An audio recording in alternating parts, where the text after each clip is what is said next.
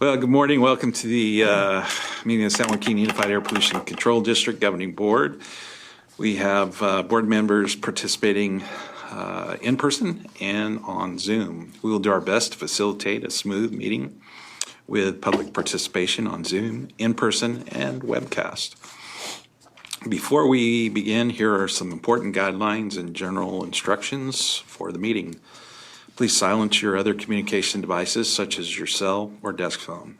This will ensure that we will not hear any feedback that can interrupt the meeting.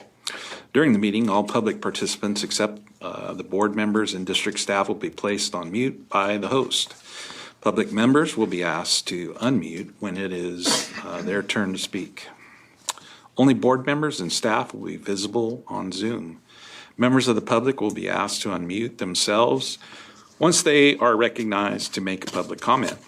Members of the public attending on Zoom can press the raise your hand button during the agenda item to indicate they wish to speak on that item. After each agenda item presentation, the chair will open the public comment period. The clerk will recognize any public attendee who has indicated they wish to speak. So with that, Madam Clerk, would you please call the roll? Mr. Bessinger? Here. Mr. Chiesa? Here. Mr. Couch?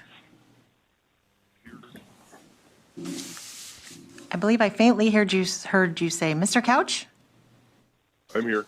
Great, thank you. Ms. Fagazi? Here. Ms. Lewis?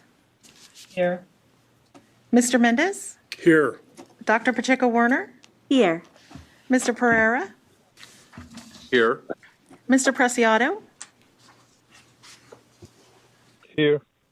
Mr. Reyes? Here. Mr. Rickman? Here. Dr. Sheriffs? Here. Ms. Sheklian? Here. Mr. Wheeler? Here. Mr. Peterson? I am here. We have a quorum. Right. Item number 3 is the Pledge of Allegiance.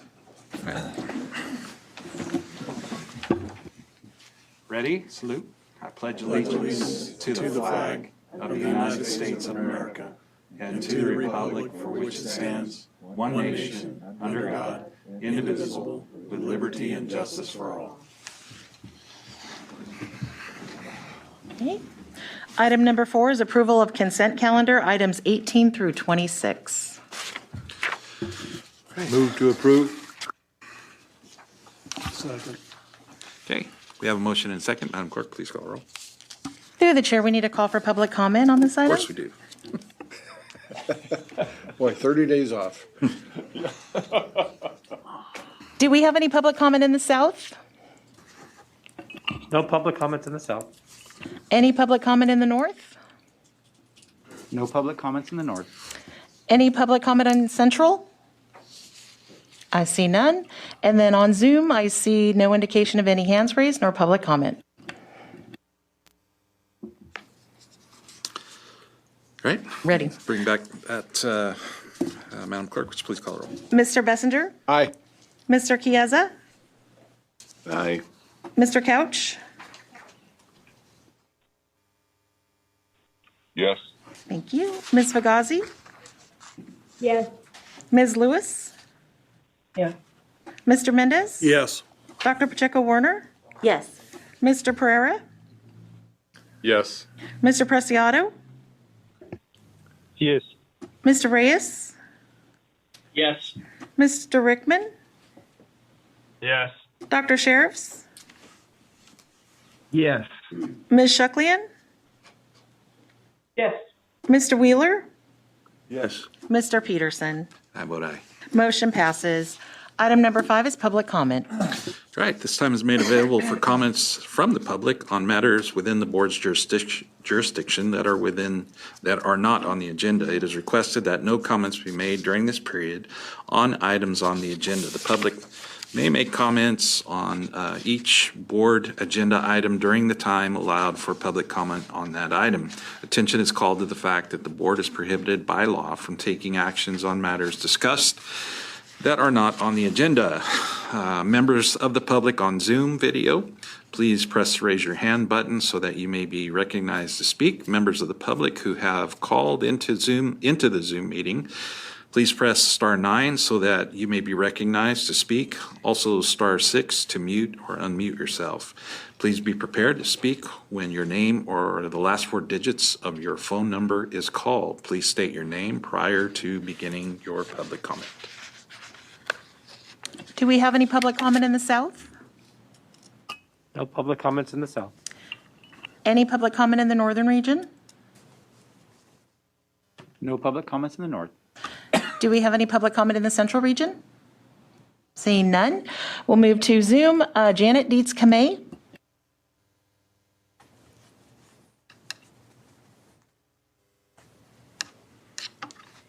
Good morning, Chair Peterson, board members, and staff. I'd like to speak to climate change. It's real. As said on BBC World News, this is a summer of extremes. Global weather is being profoundly affected this summer. Flooding and fires are occurring worldwide. Those watching world news see videos of deep flooding in Germany and Japan, among other countries. Landslides are occurring due to above average rainfall. Wildfires are ravaging Turkey and even a place renowned for its cold, Siberia. The western part of USA is on fire in many of our western states, including Montana. The Dixie Fire is the largest wildfire California has had to date. Flooding and severe weather are affecting the middle and east coast of USA. Above average tornadoes and hurricanes are occurring. Heat waves are affecting all of the northern hemisphere, including never before experienced high temperatures in Oregon, Washington, and Western Canada. Denying climate change is no longer a choice. The Colorado River is very low from years of drought. We in the San Joaquin Valley are experiencing water shortages. Canals and ditches are empty and dry. Wells are running out of water, necessitating deeper wells. Some crops are unable to be supported by irrigation, sadly dying. We can't refuse to acknowledge climate change anymore with the extreme weather events of 2021. Time is running out. Modeling in the 1960s and 1970s did not come close to predicting how quickly climate change is affecting the world. Focus must now be made to immediately reduce greenhouse gases and other pollutants, including high carbon producing industries, in order to stop the rapid advance of climate change. Focus must be made to support all efforts to shift to clean energy, clean industry, reducing damaging emissions and other polluting sources, both urban and rural. We must stop causing extreme global weather events resulting from climate change. Let's protect the planet we live on. Let's do our part. Climate change is real. Thank you. Thank you. Next is Connie Young.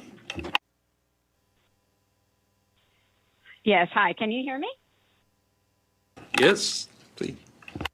Okay. Good morning. I'm Connie Young, a Fresno resident, retired registered nurse, and volunteer with Citizens Climate Lobby, also known as CCL. Now, I know what you're thinking. Since I always talk about climate change, I bet you're thinking that I'll talk about the IPCC's 6th climate assessment, which says if we don't take effective action right away, we can expect more frequent and severe heat waves, droughts, and wildfires, all of which will impact our air quality. Or maybe you think I'm going to talk about the National Oceanic and Atmospheric Administration's announcement that this July was the world's hottest July and hottest month ever recorded. I could also talk about the devastating wildfires in Oregon, Turkey, Greece, Siberia, and, of course, here in California. Perhaps you've noticed that news reports about them always mention these similar conditions: excessive heat, low fuel moisture, and often unusual weather, all of which may be linked to climate change. I could say more about those things, but I want to talk about one of the solutions to climate change, specifically putting a national price on carbon pollution.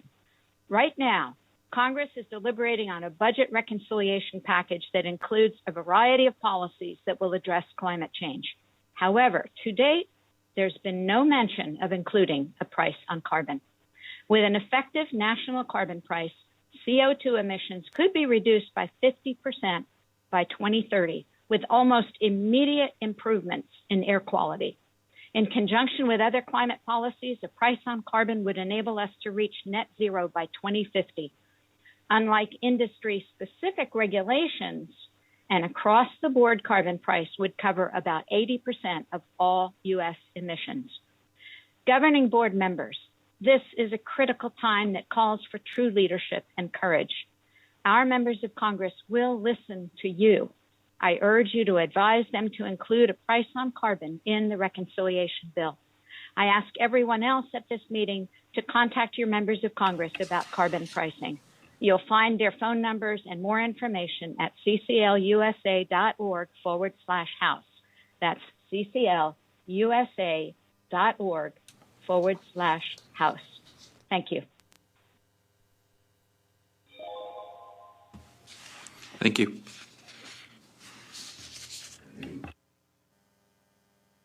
Thomas Mins.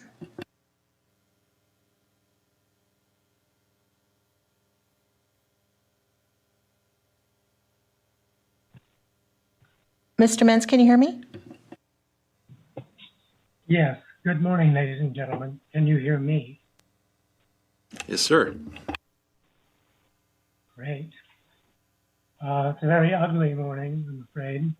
All the smoke in the air from distant fires.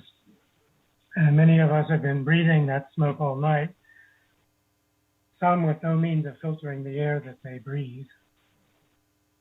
But maybe it's good that we remind ourselves that as recently as January 2018, we were breathing smoke, not from some distant conflagration, but from the virtual forests of fire generated on 1,000 fireplace hearths and wood stoves right here in our valley, with worse levels of PM2.5 than we're experiencing this morning.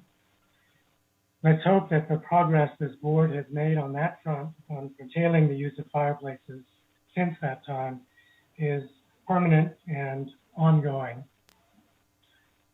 I was heartened to hear several months ago, as your board reviewed the most recent winter's residential wood burning season, that so many of you, several of you, including several of our newest board members, testified to having personally given up wood burning for heat in your own homes and had taken advantage of the generous subsidies that this board offers and had switched to cleaner heat. In my own neighborhood, regrettably, reflecting on this last wood burning season, I continue to notice still far too many of my neighbors using their fireplaces or wood stoves in defiance of the mandatory curtailments. As strong as the San Joaquin Valley's residential wood burning rules are, this board should know that enforcement still remains a challenge and that other air quality management districts have some measures that are stronger still than those adopted here, that this board should consider adopting and seeking further emission reductions. We should ban the use of the oldest, highly polluting, uncertified wood-burning stoves, as other states and regions have already done. We should curtail all wood burning at a lower, more protective threshold of PM2.5, as other states have already done. We should identify those homes with no other source of heat, no access to natural gas, and reach out to them personally, individually, with help to switch to electric heat pumps, as other air quality management districts have done. We should include cooking in the mandatory curtailments, as other air quality management districts have done. We should provide for mandatory curtailments throughout the calendar year, or more months of the year, as other air quality management districts have done. Your board should consider adopting all these measures but there are still other air quality standards for PM2.5 that the Valley has yet to attain. Thank you. Thank you. Through the chair, I see no additional public comment on this item. Item number 6 is star recognition, service, teamwork, attitude, and respect.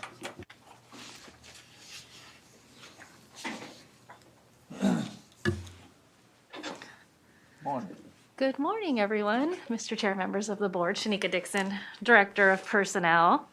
So as you are aware, recognition of employees' contributions is an essential component to the district's star work culture. Now, as you remember, typically we do this in person, but as you know, over the past year or so, we have invited all of our employees who will be receiving recognition for their years of service, who have reached a service milestone with us via virtually. So you will see them start to appear on the screen, and as their names are read, some might be joining in.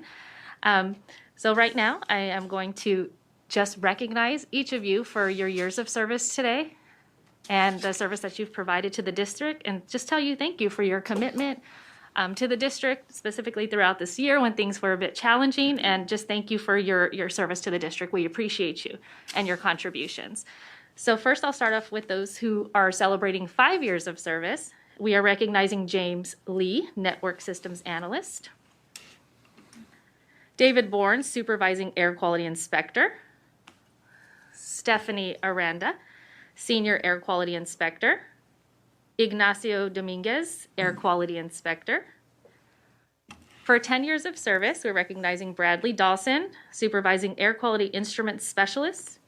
Gary Petrosian, Network Systems Analyst. And then we have our 15-year milestones. Kevin Wing, Senior Air Quality Specialist.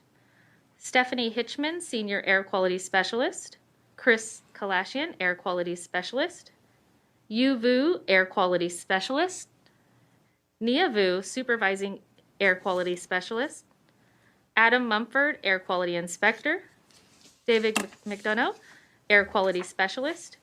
Sang Lee, Senior Programmer Analyst. And we also have a few individuals who are receiving recognition for 20 years of service. Lori Sheridan, Air Quality Inspector, and Morgan Lambert, Deputy Air Pollution Control Officer.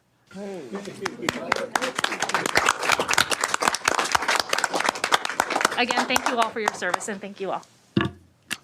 Thank you for the presentation, and on behalf of the board, just wanted to say thank you to all of you for your continued service to the district, and want you to know how much we appreciate that, and we really wish you could have been in the presence of the board today. We love seeing and hearing from you all, and again, we appreciate all your service, so thank you so much.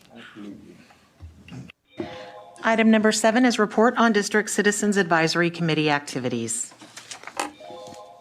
And we do have the chair present on Zoom.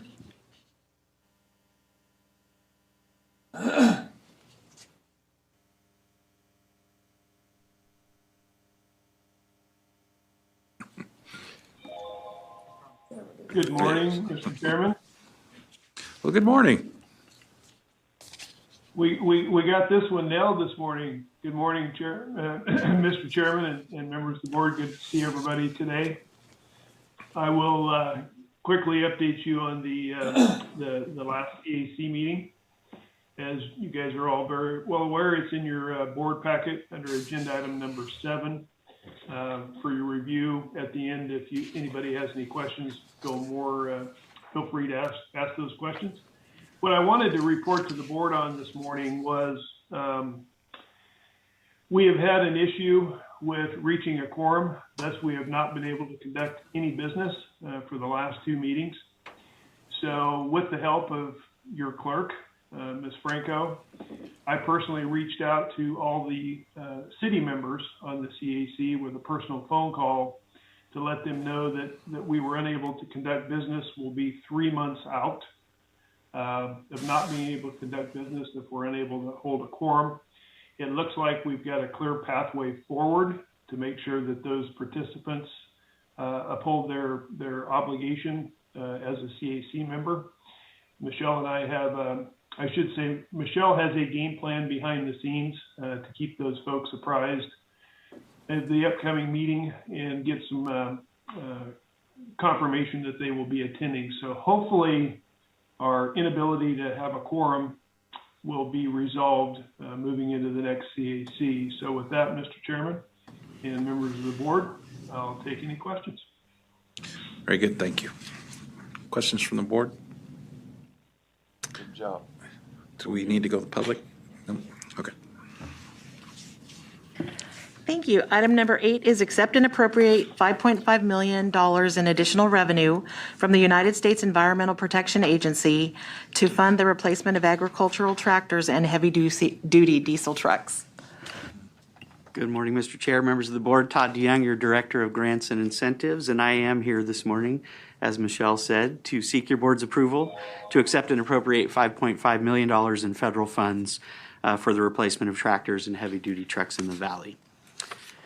Just by way of a very brief background, as you know, valley businesses are subject to the most stringent air quality regulations in the nation. For more than 25 years, these businesses have invested billions of dollars to comply with increasingly rigorous regulatory requirements.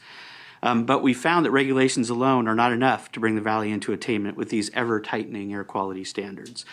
We found that incentives are playing an increasingly crucial role in addressing air quality challenges, particularly with mobile sources that are outside of the district's regulatory authority and account for more than 85% of the total NOx emissions in the valley.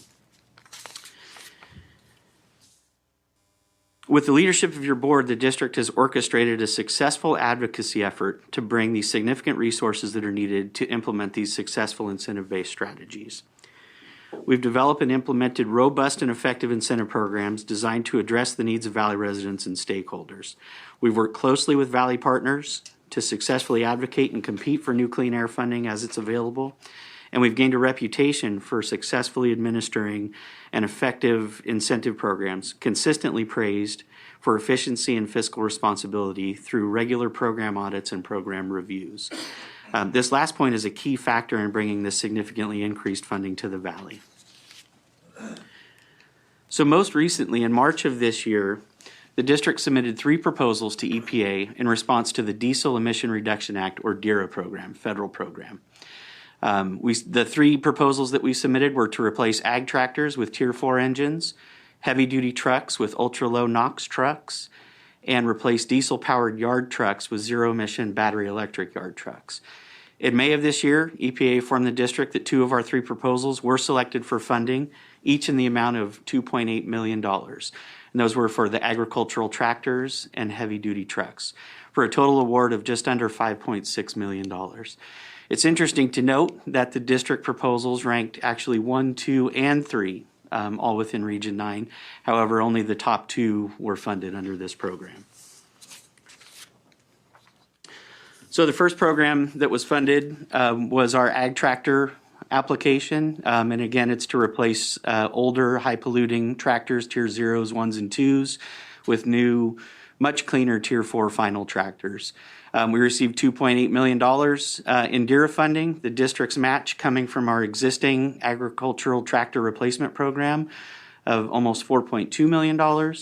And then the participants will be providing the additional match of about $3.6 million for this project.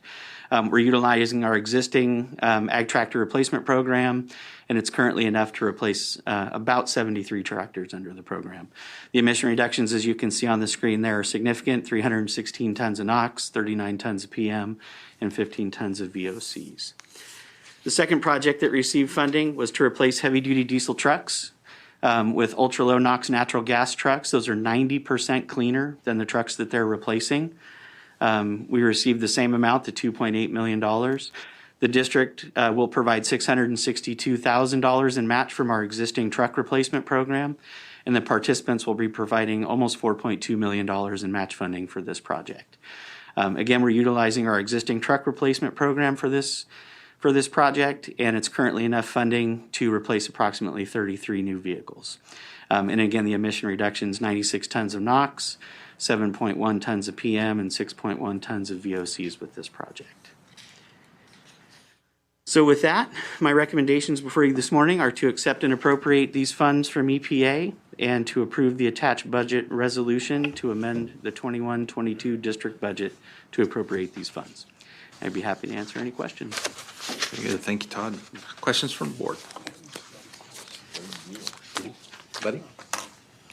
Hey, Todd, what's the total amount, because this is additional money, correct? What's the total amount that we've been able to spend on these programs? This year? It depends on the year. I believe in this year's budget, there's what, about 150 million available for tractors? Yeah, for the tractor replacement Yeah. program, just to put it in perspective, it's about 150 million Yeah. per year or so. So the 2.7 million Right. it's a nice little boost into a very Right, I mean, that's- large effort. Yeah. Yeah, that's a hell of a lot better than nothing. Yeah. But how overprescribed are these programs? I mean, I'm sure you got a pretty long waiting list. We do have a healthy queue, Yeah. although we can always use more projects. Yeah. But we do have right now we've got about $120 million in the queue that are under process. So we're Yeah. processing those as we speak. But these have always been a little bit overprescribed. Correct. Yeah. Correct. So any additional funding is absolutely Yeah. helpful. Yeah. Okay. Yeah, just very quickly to follow on that question, I know that, in the vehicle industry, it's tough to find vehicles and I know based on signing a few contracts, I know I've seen some extensions, and so it's pretty challenging to get equipment at this time. Is that affecting our queue or? It is, yeah, in all areas. The global supply chain issues that we've seen over the last year and a half or so are affecting not only trucks, but tractors and other off-road equipment, which we'll talk about in a little bit. We have seen that as an issue. But, we get those orders in early, and we can see some priority coming to the valley in some areas with tractors and, speaking with manufacturers directly and the local dealers here, we're able to kind of, as we can, direct those resources to the valley. Yeah. But you're absolutely right. It is an issue. Right, yeah, and people need to know, if a Tier 4 tractor has to have a special electronics on it so it'll work, it's same as a vehicle, Right. yeah. It needs those same chips Yeah, that are in high and demand. they're always fun to work on later on. Laptop instead of a wrench. That's right. Dr. Sheriffs.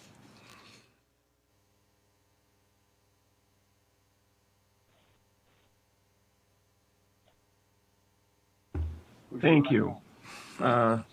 Good work as usual. Great work finding that funding. Congratulations on 1, 2, 3 in terms of ranking. Clearly some important contribution to attaining the air quality standards we're working so hard on. Any quantification, thinking back to the earlier public comments we had, do we get any greenhouse gas benefits from the first 2 grants? And looking at the third, you went to a lot of work putting that together. Can we, I assume we can look for funding other places and wonder what thoughts you have on that. Yeah, I'll weigh in, Dr. Sheriffs, really quick. This is Samir, and Todd, if you have any other information to add, please jump in as well. Yes, the short answer to your question on the greenhouse gas benefits of these 2 project types is something that is quantifiable and is there. There is a greenhouse gas benefit. From the fuel efficiencies, and on the tractor replacement side, but as well as on the renewable gas fired near zero technology on the truck side, there's actually quite a bit of quantified benefit. It's something that we increasingly look to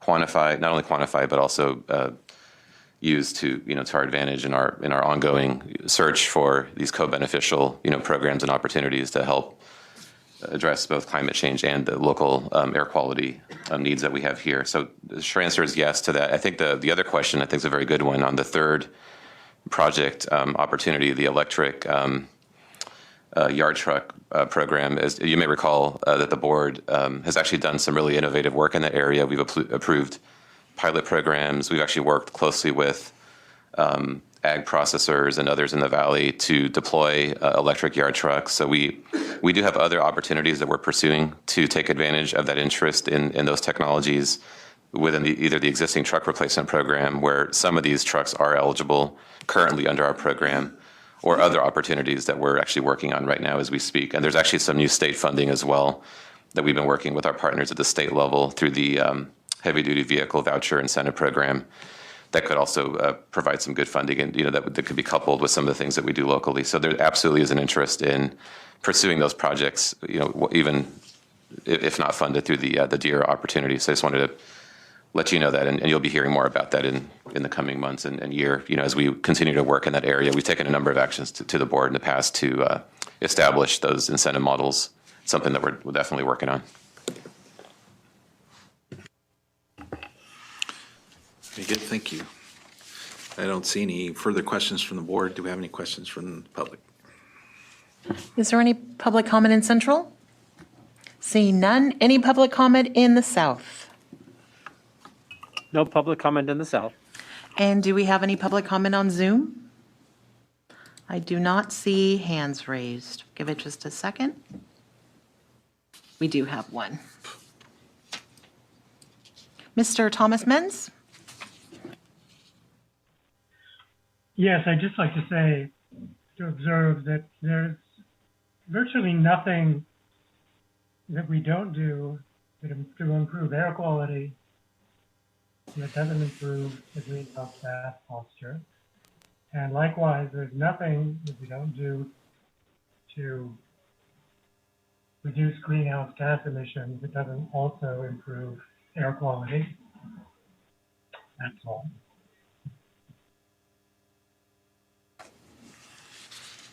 Is that it? That's it. All right, thank you. Move to approve. Second. Okay, we have a motion and second. Madam Clerk, please call a roll. Mr. Bessinger? Aye. Mr. Chiesa? Aye. Mr. Couch? Yes. Ms. Fugazi? Yes. Ms. Lewis? Yes.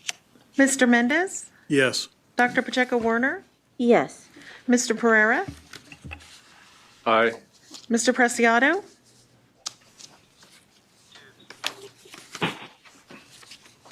Mr. Preciado, can you hear me? Yes, I vote yes. Oh, thank you. Mr. Reyes? Yes.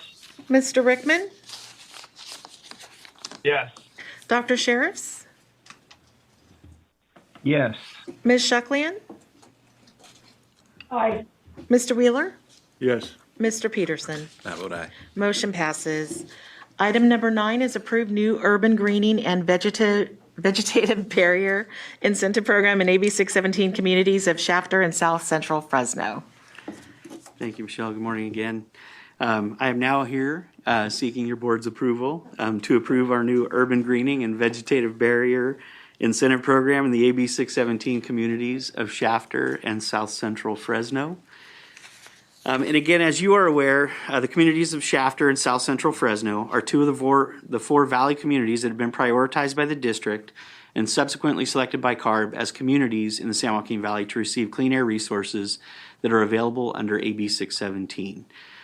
Your board has adopted SERPs that include dedicated AB 617 funding for a variety of innovative measures that are really aimed at reducing air pollution and exposure to harmful pollutants within these communities. These measures have been guided by the advice and knowledge of the local community members through their input and involvement on the community steering committees within each one of these communities. The board and CARB adopted SERPs for Shafter and South Central Fresno include measures to provide dedicated funding for urban greening and vegetative barriers within each one of these communities. So vegetative barrier and urban greening projects use natural solutions to mitigate and reduce air quality impacts. These types of projects may include planting trees or vegetative barriers in order to reduce emissions and provide several key co-benefits. Vegetative barriers and urban greening projects have the potential to reduce the exposure to near road pollution and reduce criteria pollutants in PM and NOx, as well as greenhouse gas reduction emissions. In addition to the emission reduction benefits, these projects provide quality of life improvements for these communities. Urban greening projects provide shade to sidewalks and streets, which encourage more active forms of transportation. They provide shade to residences and buildings, which reduces energy consumption by lessening the need for air conditioning system use. And critically, they reduce this overall urban heat island effect that we see in cities that can provide for improved air quality and quality of life improvements within these areas. So to get approval to utilize the AB 617 funding for these types of projects, we have to take these through a process. We have to submit what are called project plans to CARB for approval because they're not pre-approved project types within the existing funding sources. These plans outline the guidelines, the funding amounts, the emission reduction calculations, et cetera, for these different project types. The district staff, as we were developing these program-specific criteria for these plans, we worked very, very closely with the community steering committee members and other interested parties to make sure that we had all the information and it reflected the adopted SERP measures. These two plans for urban greening and vegetative barriers were submitted to CARB on March 17th and subsequently approved in June of this year. And as such, we're proposing to administer those programs utilizing these CARB-approved guidelines and CARB-approved plans. They've been discussed at length and are supported by the steering committees in each one of the communities. In South Central Fresno, the currently adopted SERP includes $1 million for vegetative barriers. And through this process, the South Central Fresno Subcommittee expressed strong interest in providing funding support to the urban greening measure with a recommended reallocation of $1 million from the existing locomotive replacement measure. It was important to note that the locomotive replacement measure, after it was adopted by the board, the subcommittee, and the community steering committee really identified other areas that were of more importance to them than line haul locomotives. They still wanted to focus on switcher type locomotives in the community, but they really didn't want to direct any of the funding towards the line haul locomotives that didn't spend a lot of time within the community. So they're recommending, and they had a strong interest in shifting $1 million of that funding into the urban greening measure. Now the Shafter SERP currently includes $50,000 for urban greening.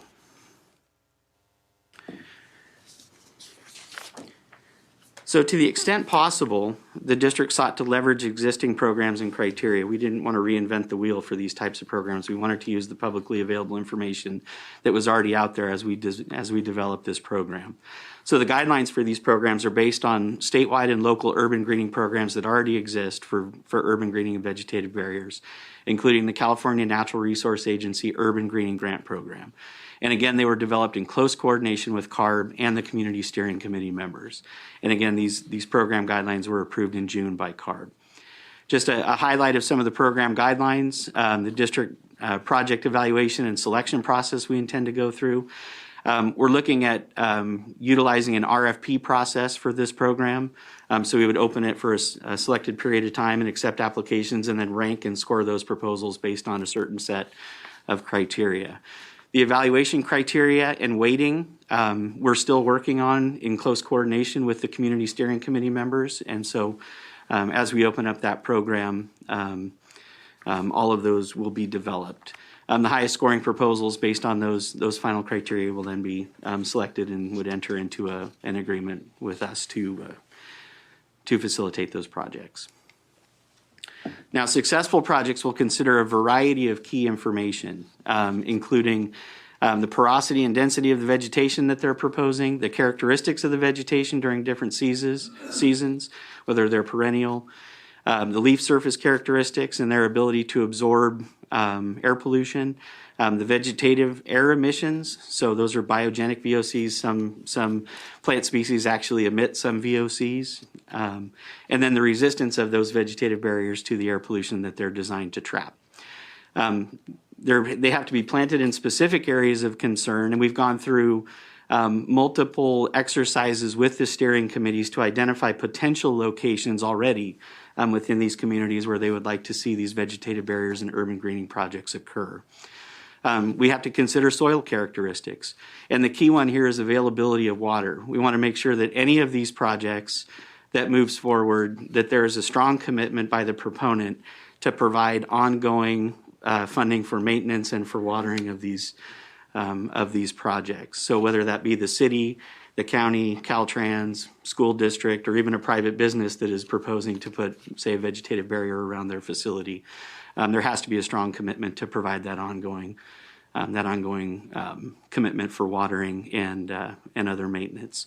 We have to consider control of runoff, maintenance, and then the use of native and non-invasive species, obviously.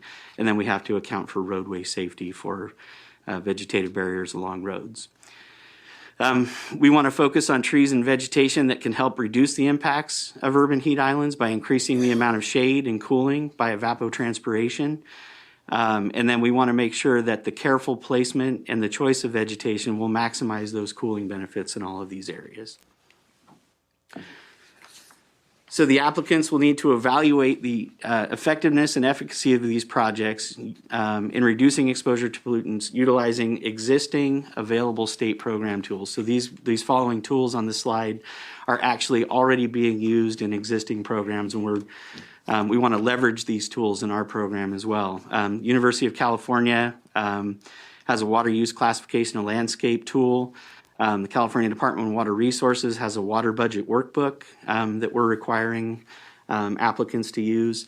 And then there's what's called an iTree planting tool, which is an electronic tool that allows you to develop and design these projects with maximum efficiency and effectiveness. At this time, the district is proposing not to require match funding for these project criteria. However, in the final selection, if match funding is provided, it'll receive a substantially higher score in the final ranking process. So any match funding that's considered will boost a project score in that final ranking process. It's highly encouraged and something that we're going to be paying very close attention to. The reason I mention that is because the South Central Fresno and Shafter SERPs actually sought to leverage match funding the way that the language in the SERPs was written. But what we found over the last several months in working through these projects is that a lot of these programs have been delayed at the state level. And when we're trying to match up our timeframes with the SERPs, with some of these state programs, we're finding that it could actually be a hindrance to getting these projects done within these communities. So we're not going to be requiring match funding, but again, it will be substantially weighted in the scoring criteria. And finally, these must complement existing programs. We understand that there's other programs out there for urban greening and vegetative barriers, and we don't want to step on anybody's toes or fund the same types of projects. They must complement these existing programs, and they can't supplant these existing funds in these other programs. And so the next step is, provided that this is approved today, you would authorize the district to quickly launch this program within South Central Fresno and Shafter. We would begin outreach for these programs to the local organizations. That should say continue the outreach, because we've been in very close coordination with a lot of these agencies and a lot of these entities already. But once the program is approved, we can go out with a more substantial and more complete proposal package. And we'll continue to discuss these and work with the steering committees in both South Central Fresno and Shafter as we gear up to launch the program. And so with that, the recommendations for you this morning would be to approve the new incentive program for urban greening and vegetative barriers in Shafter and South Central Fresno, and reallocate $1 million in the South Central Fresno SERP from the locomotive replacement measure to the urban greening measure, and then authorize the executive director to make administrative changes as necessary to ensure successful implementation. So with that, I'd be happy to answer any questions. Very good. Thank you, Todd. I see we have questions from the board. Councilmember Bessinger. Just a couple questions. The $1 million shift from locomotives to this project I guess I'm a little concerned about that, just because we're trying to get the rail industry to engage on these things. Have they engaged enough where should we really pull this mill, or should we leave it out there? I'll give it a high level response, and Todd I know you've been involved, obviously, in the ground level outreach on this. So there would first there's still substantial funding in the community emission reduction program for rail, and so this wouldn't be a full shift. There are two different measures, and there's still remaining funding under this line haul measure. There's also funding for the switcher locomotives that are still funded, and so the outreach will continue with rail. And we have partnered with them on a number of these projects in the past, and we think that there is interest to do some of these projects, but we're still trying to gauge exactly what that level of interest is. Now, there are other programs as well that we continue partnering with rail on as they become available. For example, BNSF, we worked with them on doing some hybrid and electric projects recently through other state funds, that worked very effectively for that particular case. So we're definitely engaging with them and want to continue to work and partner with them. This shift, I don't think will compromise that. And there is other funding, and I forget the exact total, but it's somewhere in the order of up to 10 million or so for other rail projects. So if there's more demand than that existing funding, we'll certainly continue to find opportunities to try to work with them on that. But there aren't enough applications in-house yet to use all that funding. So the outreach is continuing with rail. So how much do we have in process or applications for that million? No, I didn't. Has anybody have dibs on any of that money yet? In terms of the rail? Yes. No, there are no applications in queue for that particular measure within South Central Fresno. I mean, because both of these communities are substantially affected by the rail lines that go through their area. Correct.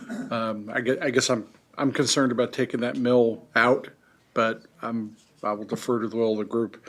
You said you use the term biogenic VOCs. What would that be? Some of the plant species actually generate VOCs and give those off. So we just want to make sure that whatever we're doing has a net positive benefit in terms of an overall reduction in pollution. So I never knew that plants put off volatile chemicals. Actually, interesting. One of the biggest sources of VOC emissions in the valley are the VOCs that actually get generated in the wildlands surrounding the valley. So it's a little known fact, but Wow. if you hear that term biogenic emissions thrown around, it's basically those or just from other vegetation as well. So you do have to consider that when you're designing these types of projects. Plant species makes a big difference. When I was briefed on this I was very excited, I guess is probably the wrong word, but we're planning on something very similar in the city of Clovis. We're trying to work with Fresno Irrigation District to make what are called linear parks. We have an area in town that is developed, it's been developed for years, and back when it was developed, parks weren't really part of the equation. So utilizing the existing irrigation canal banks, we can link neighborhoods, we can link schools, we can do any number of things, and so we're trying to get that done. And it would be nice if we had programs that link neighborhoods, schools, maybe the senior or the veterans home down there. I'm going to reach out to State Center because they're putting a police and fire academy down in that area, and that would be probably a nice amenity for them and for the area. There's also another concept, and it's really not anything that's in our, because we're going to be approving it. It's called crime prevention through environmental design. What we don't want to do is put something out there that is going to later be an area where we have camping. We have transient camps and things like that. So we just have to, obviously, when we look at approving things, we just need to look at it from that long-term look too. And maybe somebody's not thinking of that when we talk to them about it and go, this could be a homeless encampment in 3 years if you're not on top of it, and maybe they're not thinking about that.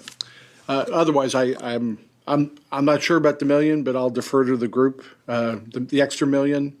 But this is a good program. Thank you. Very good. Thank you. Dr. Pacheco-Warner. Thank you, Chair. My just a couple comments here. My research on tree cover in neighborhoods has really shown the benefits of urban greening that you talked about, not just on emissions, but also climate change challenges, such as the urban heat islands that you talked about. I do want to mention for the rest of the board that urban greening science is really emerging and has gotten the evidence is so overwhelming now that I really do see future opportunities for funding in this community, in this very community, for expansion and further maintenance, and then thinking about, those mitigation strategies that you talked about, your concerns around, what does the long-term sustainability look like for those projects.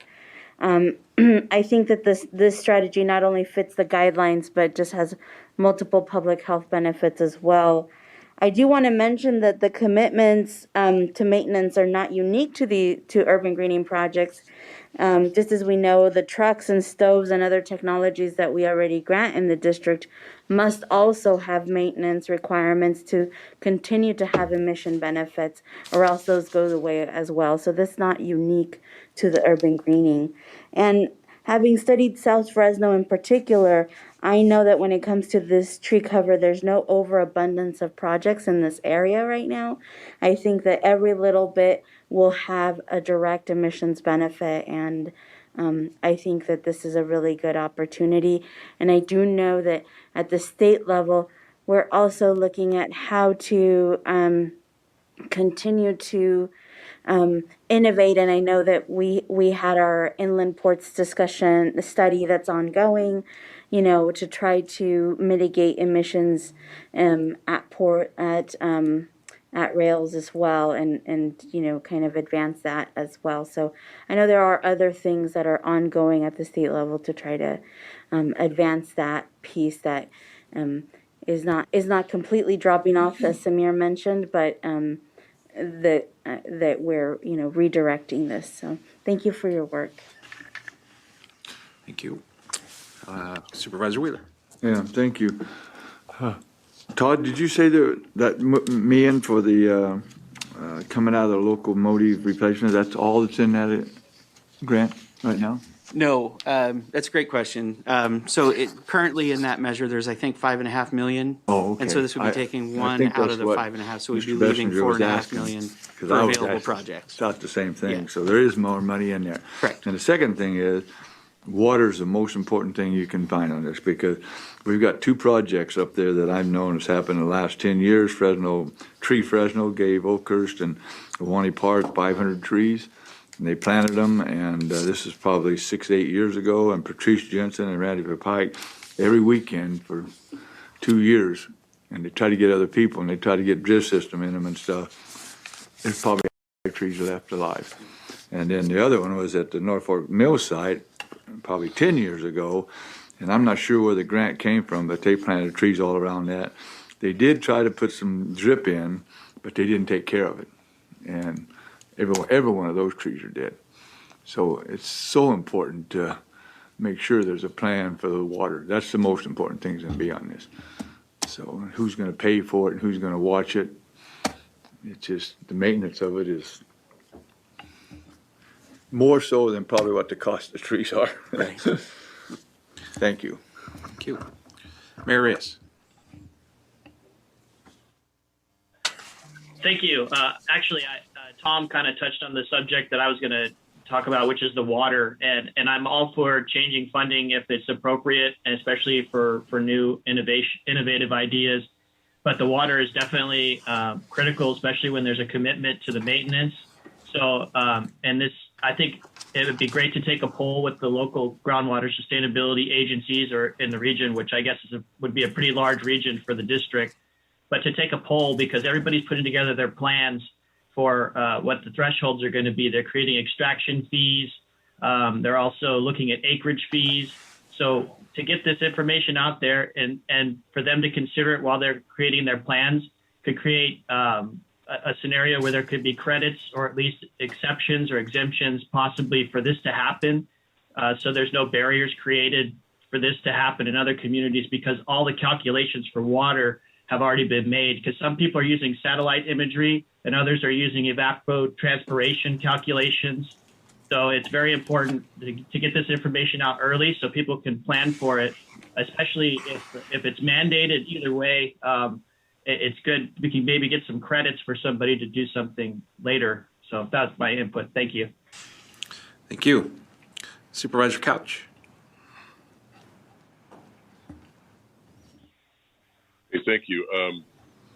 I want to say, first of all, thank you to the staff because I think you did a lot of work in response to what the community in Shafter was asking for, and that was initially, I think you had about a 50% match on this, and it kind of made it impossible for a project to get off the ground there, so I appreciate that. Second of all, one question, and that is, would, let's say, sprinklers or infrastructure or any kind of, what other than cash can count towards the matching component in an application? That's a good question. At this point, obviously, in-kind services, so any labor that's involved, if our funding was used to be part of a larger project, so, if we have enough funding to plant 100 trees, if the entire project were 200 or 300 trees, all of that could be used as match towards the project. Some of those ancillary requirements like sprinklers and irrigation, we'd have to take a look at those specifically. But I think there are opportunities there, other than cash for the match consideration. So people should be creative, and you guys will analyze that on sort of a case-by-case basis? Yeah, absolutely. And we've been working very closely with the folks in Shafter already on this issue. So we have a great relationship already with those folks down there. Yeah. Okay. Thank you. Thanks for the answers, and thank you for your work. I appreciate it. Very good. Thank you. Supervisor Mendez. Okay, the applicant is going to be, I take it, the city of Shafter and the city of Fresno. Potentially, yeah. We could have a situation where, say an industrial facility wants to, provide a vegetative barrier around their facility in say, South Central Fresno. They could also be an eligible applicant. You're talking about a government entity. You're talking about State Center? No, well, not necessarily. No, if there were if there was an industrial area that right. Okay. So somebody that owns an industrial park, they actually do it. So you have somebody that's going to maintain it, because the biggest thing in this, I think Tom hit the nail on the head, is who's going to maintain this. Because that's always it's nice to talk about who the applicant is, but if they're not going to maintain it, I think that's needs to be probably priority one. Yeah. Is if it's going to be maintained. Yeah. Yeah, and typically with these types of projects, and the board has been involved in other, I would say, analogous, not quite exactly like this one, but situations where you're working with a city or a county or other entity, and ultimately what we're going to need is a commitment from them, and they're going to have to be under contract with us to follow up on that commitment.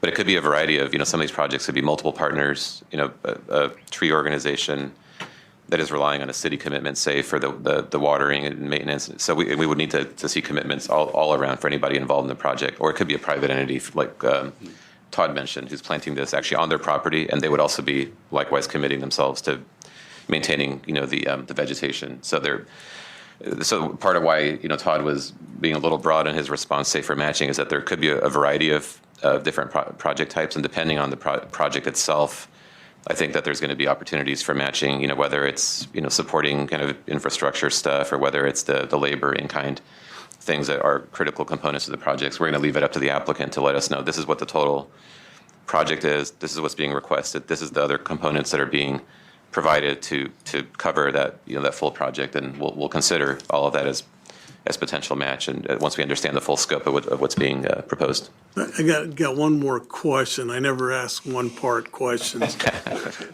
The second part of this is, I'm kind of like Drew. I hate to take money away from the locomotive deal, and I really feel that since this was a state bill, 617 is a state bill, the state should have kicked in more money for stuff like this, down the road.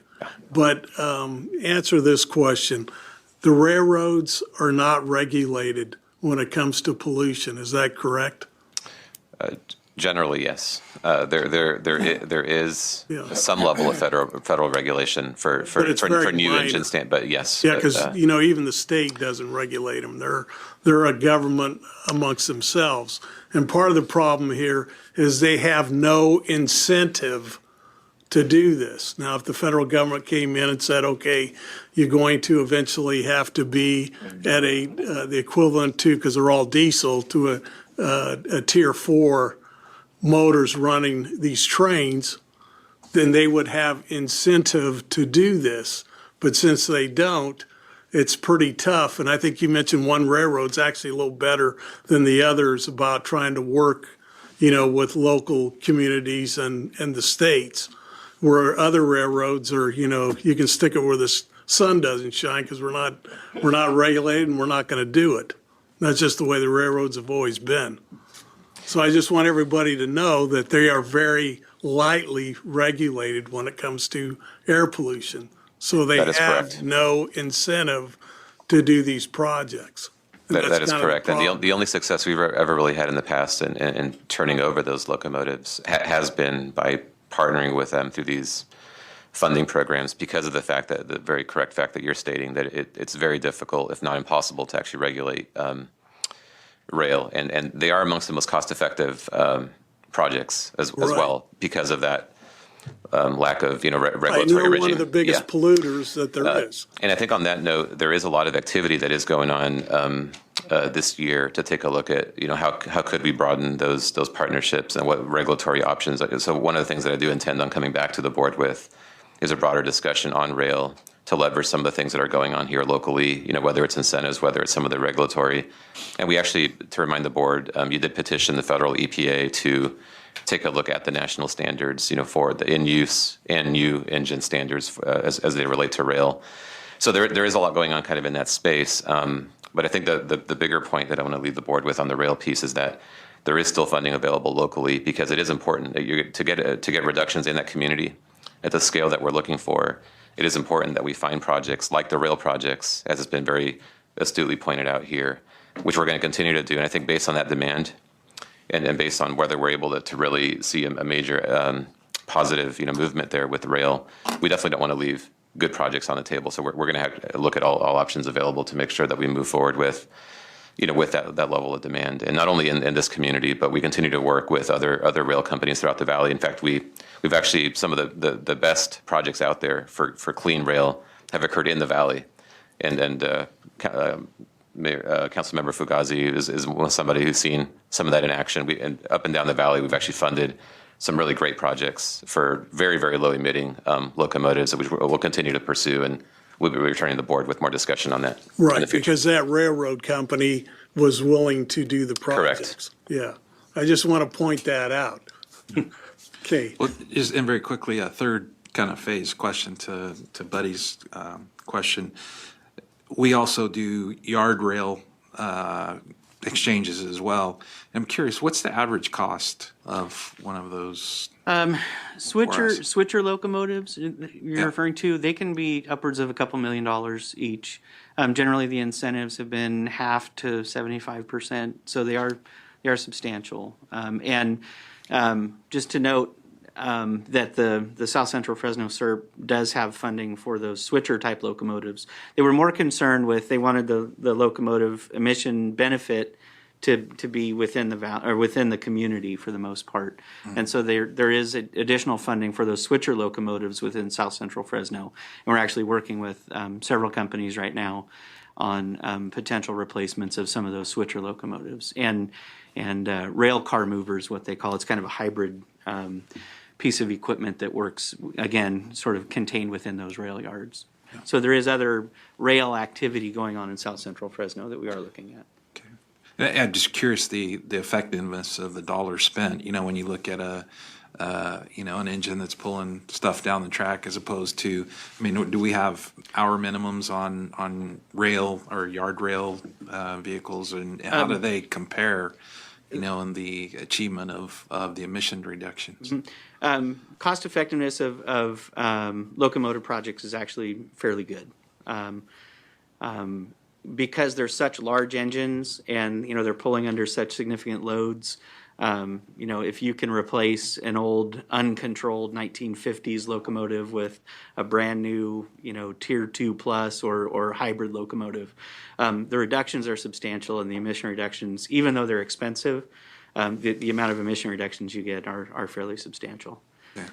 But it seemed like there would be a substantial investment as well. If you're talking about $1 million or 500,000. Yeah, it's the Buddy and Craig show here. So go ahead. Todd, a standard locomotive that's on the rail lines is upwards of 3,500 horsepower. They can be, from 2,000 up to 3,500. Yes, is what about we standard. That's how you have to start looking at it. Right. That's a lot of horsepower. Yeah. Right. Absolutely. Okay, very good. Dr. Sheriffs.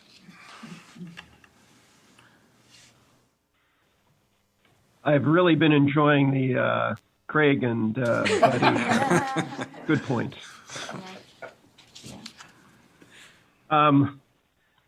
I really appreciate the comments highlighting the importance of partnerships, maintenance, because that's critical whether this actually achieves its goals or not. I'd recognize that this is a project that the community and people passing through the community will see every day, every time they're out and about. And it reminds me, branding is important for all kinds of reasons.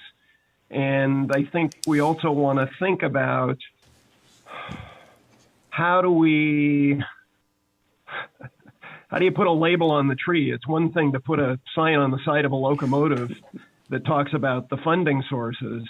But I think it's important we think about that branding issue, giving credit to our partners. I think it enhances the buy-in of the community and anybody who sees it. And I think it also helps keep everybody who's contributed to getting this going to staying involved and being sure it continues to work, to do what it's designed to do and continue to aesthetically achieve its goals as well.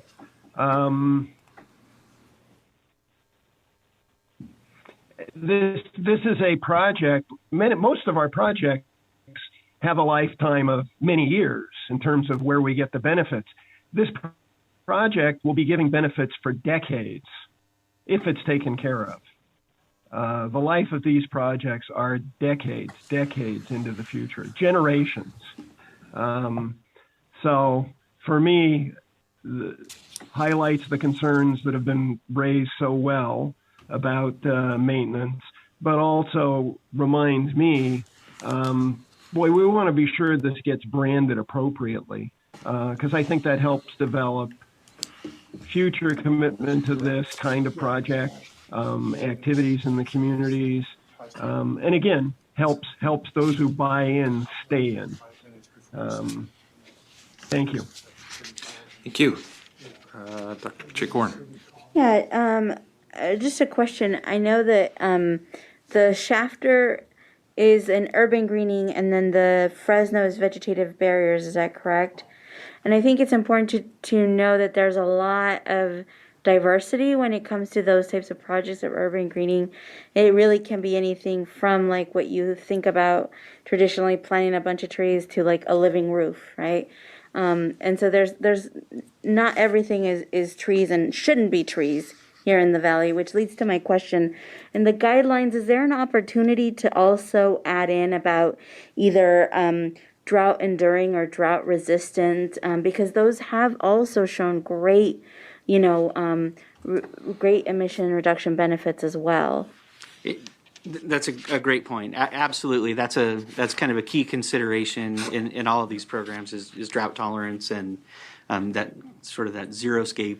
I think if there's consensus amongst the board on that point, it's certainly the intent, but I think we can absolutely make that part of the priority consideration, for projects that take that into account. Thank you. Thank you. Just real quickly, since I couldn't get a word in up here. I believe you started this. I think Dr. debacle. Sharris is correct. Dr. Sharris is correct. Having a tie-in to the community, coming up with a branding, in Clovis, in the area that I'm wanting to make some changes in and do some infrastructure, it's Helm Ranch. We have Loma Vista. We have different areas of Clovis which have different branding, and people associate with that. And you have a fairly large geographic area in the southwest portion, the 617 area. And if we can get them to think under the same umbrella, there won't be as much competition. And that would be helpful. And if we get to the point where it's time to make a recommendation, I'm going to propose that we do the $1 million and put the other $1 million in reserve for the staff to report back to us in a year to find out where we are. Because obviously, if rail starts stepping up, that's an active pollution control measure. If we can replace these things, this is more passive. And I think at this point with our air pollution issues, I'd rather go for something active, but this type of project does a lot of different things. You know, you have the passive control, plus you have the community improvement element in a community that has been left behind, and I think that's important. Mr. Chair, if I could just provide some interpretive comments on the motion or the suggested motion by Councilmember Bessinger on the 1 year part. You know, one thing that we could do if it's consistent with what you were saying is have the program, you know, basically open and have projects hopefully, you know, basically selected, you know, within that 1 year time frame, you know, so that we put some energy into, you know, get this open, make sure the city and others that, you know, get applications in, get them committed, and then and we can certainly report back. But I think what we could also do is, as part of the motion here, is reallocate, you know, have direction from the board that if we're not able to get sufficient, you know, demand and interest and commitment to move forward with this program, that the money be reallocated to these more cost-effective projects. And that way we can just continue to move forward. And you know, there's an expectation here that we're going to, you know, that we need to see projects come to the district, you know, from the city and others, and put a timetable on it so we can get some energy behind the and appropriate level of commitment behind the effort there. And we can certainly report back as well as a component of this. Well, it's time to tune in and tune up. So let's go to Vice Mayor Christina Ghazi. Thank you. Yeah, I just piggybacking off of what other people have said. In Stockton, that partnership is essential. We have turned down grant funding in the past, but we're at a point now where, you know, our urban greening needs to be ramped up, and the disparity between areas that are in our AB 617 geographical map and other parts of our city are very different. And looking at those drought resistant options is essential as well. And something that to realize is that, you know, some of this maintenance doesn't need to happen in the first 3 to 5 years in terms of trimming and all that, because we're starting with relatively young plants, young vegetation. So that is for further down the road. The water obviously is essential, but that's why the drought resistant is important. And as somebody who's also very active with rail, those are huge investments. But again, you know, it's up to the rail line whether or not, you know, they want to participate in that or not. And when we look across our city and we look at the number of trees that have been negatively impacted by drought and disease because of lack of resources being allocated to them. This is an opportunity for our AB 617 areas to really change that landscape. So I'm in favor of it, if you can't tell. All right, thank you. Just a couple closing thoughts, at least on my part. And, Dr. Sheriff talked about branding. And I'm just curious, when you talk about branding and this whole carbon sequestration and all of those things, and we're talking about branding this, I don't know, in California, what is there, 1.6 million acres of almonds? If we're going to brand, why not brand the stuff that's making the big impacts? The agricultural, all of these, both these projects are surrounded by hundreds of thousands of acres of agricultural production that is key to air quality. You don't want to think about it that way, but when you're talking about projects like this, I would have a problem focusing the branding of this without including the key areas. And when you look at the impacts of water, we're talking about minute quantities of water with respect to the agricultural production that exists in California, and nobody wants to say, boy, agriculture is good. You use too much water, but the offset of that is that it's also improving air quality in our district, and so.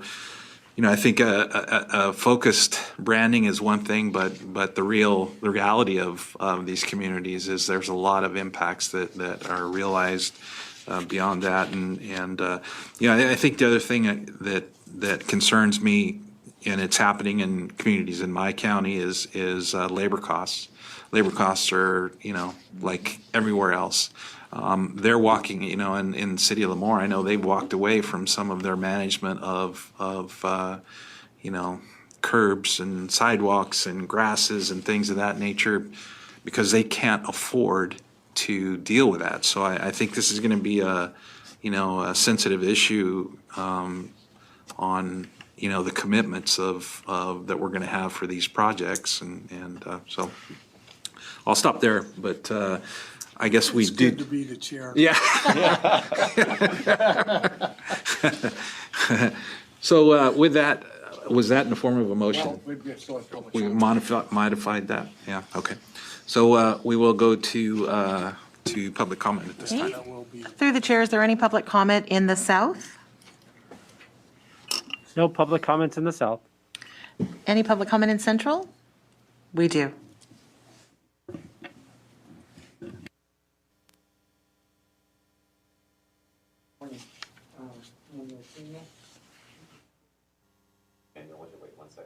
Microphones. Oh, sure. All right, you're good. We're good? Can you hear me? Okay, great, thank you. Good morning. On this item, I think it's probably absolutely, Chairman, agriculture has 4 million acres in this valley of green trees that do a lot of value to clean the air, cleanse it. And then secondly, the most important is provide food for the world. And even during the pandemic, the farmers and the farm workers were out making these trees grow and produce and vegetables, et cetera, et cetera.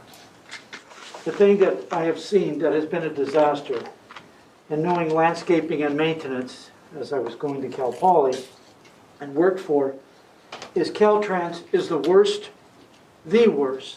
maintenance organization, if you want to call it, for vegetation.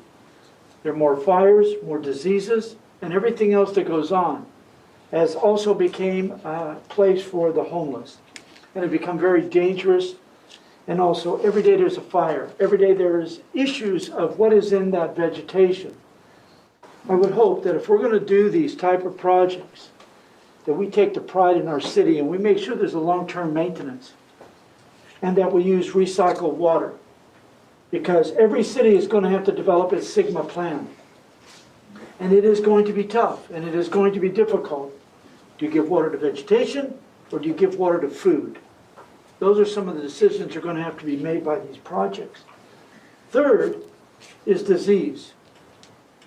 The glassy-winged sharpshooter lives in cities because there is a fruit tree or a citrus tree in the back of a yard, and nobody has control over that tree.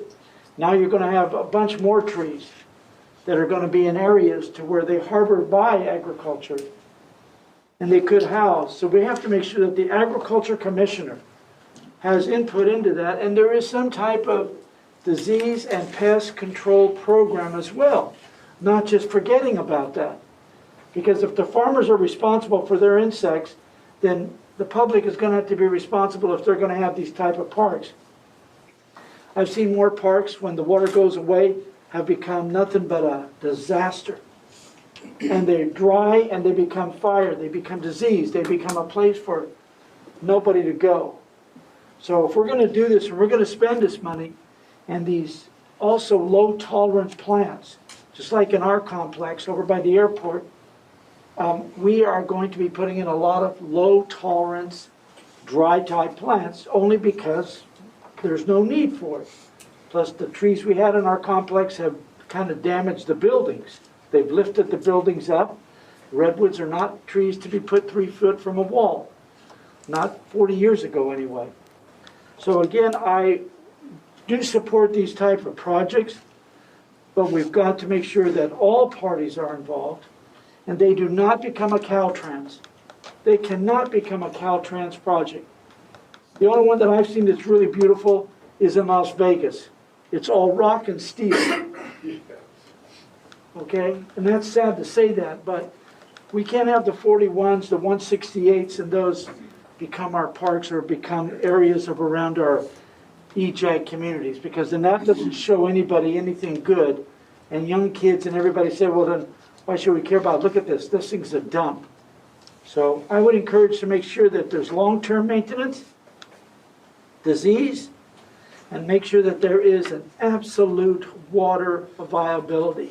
If not, then plant steel and plant rocks, because you've got to do it right if you're going to do it. And we can't keep doing the way we're doing our Caltrans projects. Those are the biggest disasters I've ever seen, and a waste of money. So thank you very much for your time. Thank you. Next, we have Cynthia Pinto Cabrera. Hello, good morning. Can you all hear me? Yes, ma'am.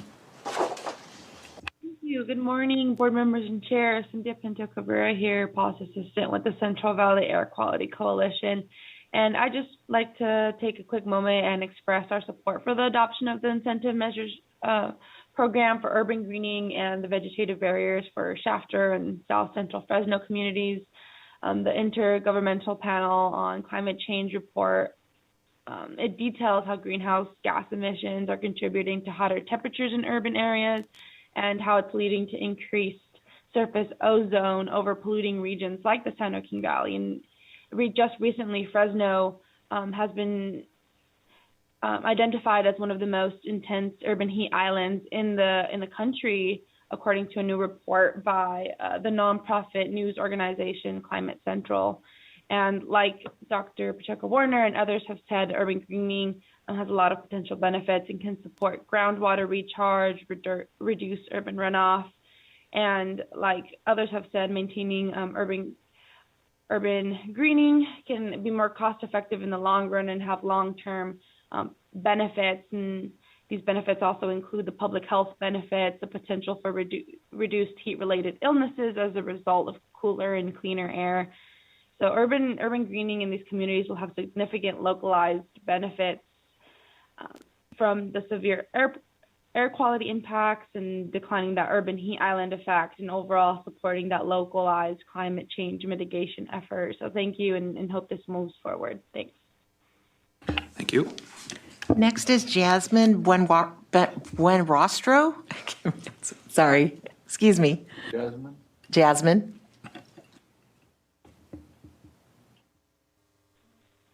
Good morning. My name is Jasmine Buenrostro. I am the youth coordinator for Central California Environmental Justice Network. This summer, I had the opportunity to work with two fellows who participated in California Climate Action Corps. I'm here to share the remarks of one of the fellows who was unable to address you because he is in school. His name is Michael Estrada. Michael wrote the following. This summer, I had the opportunity to learn about the benefits that trees have to our community. I learned that a single tree can clean up about 45 tons of air pollution in a year. Trees also reduce the amount of energy people use to cool their homes because they provide shade, which reduces the temperature. When people use less electricity to power their ACs, overall, this reduces the strain of our electrical grid. Furthermore, in surveys done around America, it has been found that residents living in cities that have trees planted near them have felt a reduction of mental strain by 33%. This is compared to what they felt before the introduction of trees. Armed with this information, I joined outreach efforts in the South Central Fresno AB 617 area to ask community members where they want to see more trees planted. Popular locations of where people would like to see a little more green include Golden State Boulevard near the town of Malaga, near Calawa Elementary, and a lot of people ask for trees near the many bus stops that do not have shade. Community members also suggested planting trees in empty lots like the one on East Church. Residents of Malaga have asked to have trees planted along the streets that their kids used to walk to the elementary school, including Southward Avenue. To end, I want to ask you to support the allocation of more funding for urban greening and vegetative barrier projects in South Central Fresno. This is important to reduce air pollution, improve public health, and to bring justice to residents in this area who, for the most part, are people of color. Thank you for allowing me to share these remarks. Thank you. Janet Dietz-Kamay. Thank you. This is an extremely important project proposal to approve and implement, especially in the AB 617 identified areas. Trees, all trees, agricultural trees, urban trees, any form of trees are very important as they absorb carbon and they do help reduce the heat island effect. And that is definitely important lately. City of Clovis turned abandoned railroad tracks areas into bike and walking paths. Very successfully done. Trees planted there. I'm going to assume it was tied into the City of Clovis water system. Why can't these proposals be tied into the Fresno and Schaffner water systems? Why can't they be included as our industrial and business parks in that area? This is an excellent result from the AB 617 project, and I am very impressed by this. Trees are important. Agricultural trees, urban trees, trees throughout the area. In fact, residents should be encouraged to plant trees, maintain their trees, and keep them alive, as I have seen many have not. Please support this proposal. It is important. Let's look to the City of Clovis and their project with the abandoned railroad tracks. Maintenance and those, maybe those could be the branding areas. Maybe whoever supports the maintenance of these trees could be noted along the areas where people will be walking under the lovely canopy of trees. I hope my words are being heard. I hope focus will be put on this project. This is important for all of us, and most especially those in the AB 617 areas. Thank you. Thank you, and I heard you. Next is Mona Cummings. Hello, my name is Mona Nyanduro Cummings, and I'm the CEO of Tree Fresno. I'd like to lend support from our organization for this incentive program prioritizing funding for community efforts towards expansion of urban greening and the building of vegetative barriers. Tree Fresno has planted over 50,000 trees throughout the central San Joaquin Valley since 1985. Specifically, we've received funding through CAL FIRE's Urban and Community Forestry Program, planting over 7,000 trees in the past 7 years. This is for the purpose of urban greening in primarily disadvantaged communities, communities that have been underinvested for generations. Tree Fresno projects are funded through CAL FIRE and through CARB, require, and I want to point this out, designated irrigation for every single tree. So we have learned something over the past few decades of planting trees.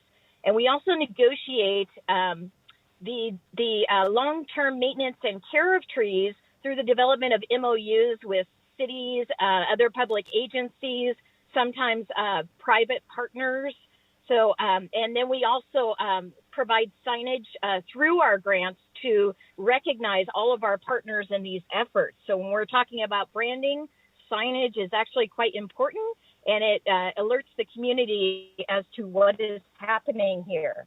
So for generations, these trees will contribute to, as we've heard, shade, lowering greenhouse gases, filtering pollutants from the air, and improvement of public health, including both mental and physical health, especially in our most disadvantaged communities.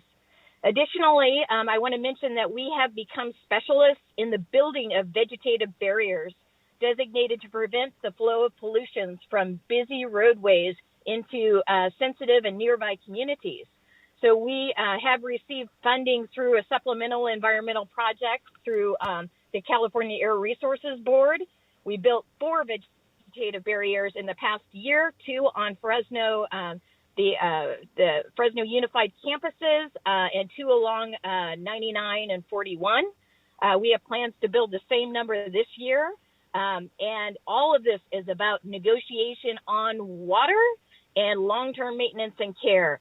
And I agree fully that we cannot plant a tree without determining those factors up front. And finally, I do not want, last but not least, Tree Fresno sees these particular projects as a way that the community can play a part with input and participation in making their communities better for the future. Thank you for this opportunity. Thank you. Andrina Aguilar?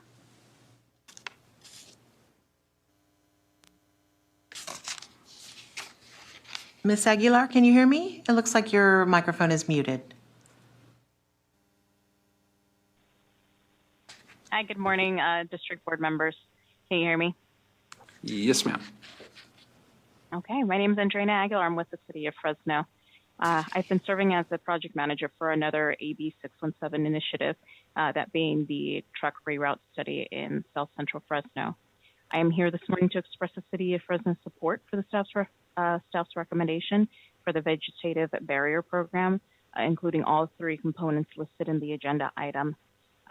We believe that this will be a very positive program for the community and for implementation of the AB 617. Thank you for your time and thank you, staff, for all of your efforts. Thank you. Thank you. Christine Zimmerman? Good morning, and thank you for letting me make a couple of comments this morning. I'm Christine Luther Zimmerman. I'm with the Western States Petroleum Association, but I'm also speaking today as a private citizen who lives about 15 minutes from downtown Shafter. And it's a pleasure to speak in support today of this new urban greening incentive program.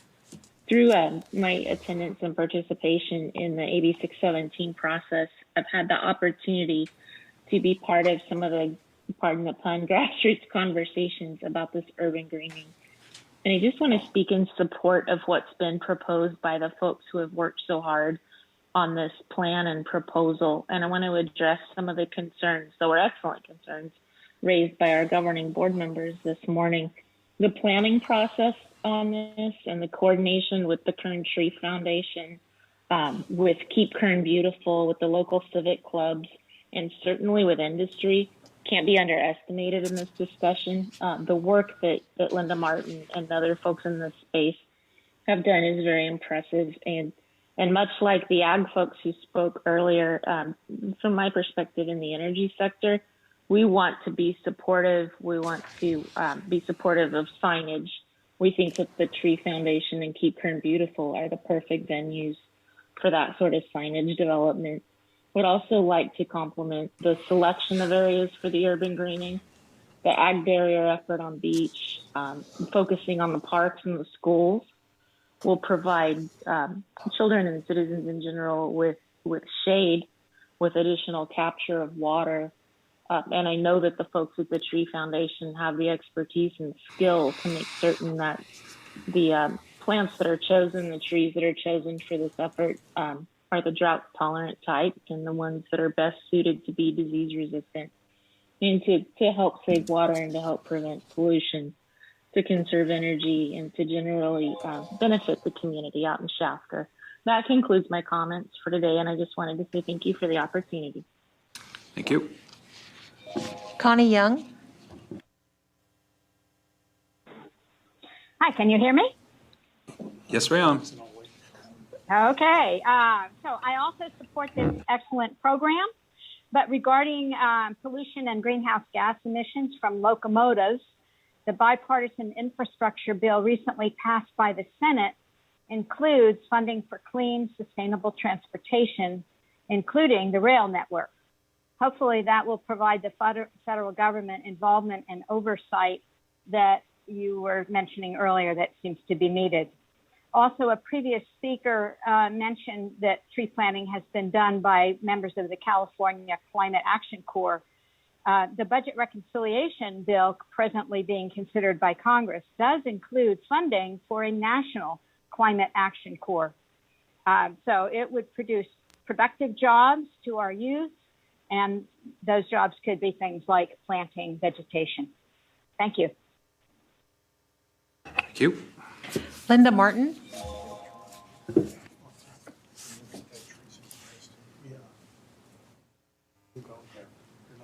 Hello, can you hear me? Yes, ma'am. Can you hear me?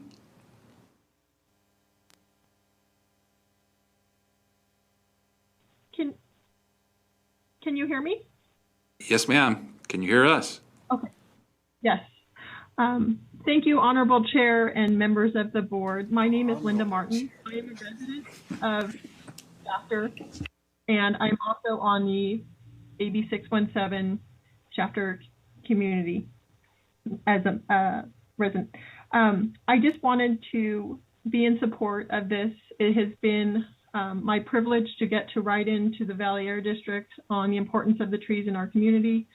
We have already asked several of the schools if they would be of interest in trees for their schoolyards, and they are very interested to provide extra shade for the children at recess. You all know how hot it is here. We also have wanted to put some of the trees at a park at Los Angeles that actually gets too hot for the children to even play on the playground equipment.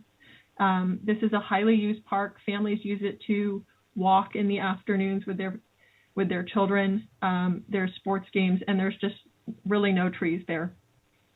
Another important incentive on this was the vegetative barriers that we wanted to put at beach to protect residents from any pesticide drifts that might happen.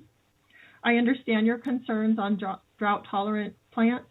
We would like to work with Kern Tree and use their expertise on trees that they would recommend. As a community, we have several members and civic clubs that would like to engage in assisting with the tree planting to help reduce costs. We have worked with Kern Tree on how much the trees conserve energy, like a fellow supporter said earlier about reducing air conditioning bills and energy, how they save water.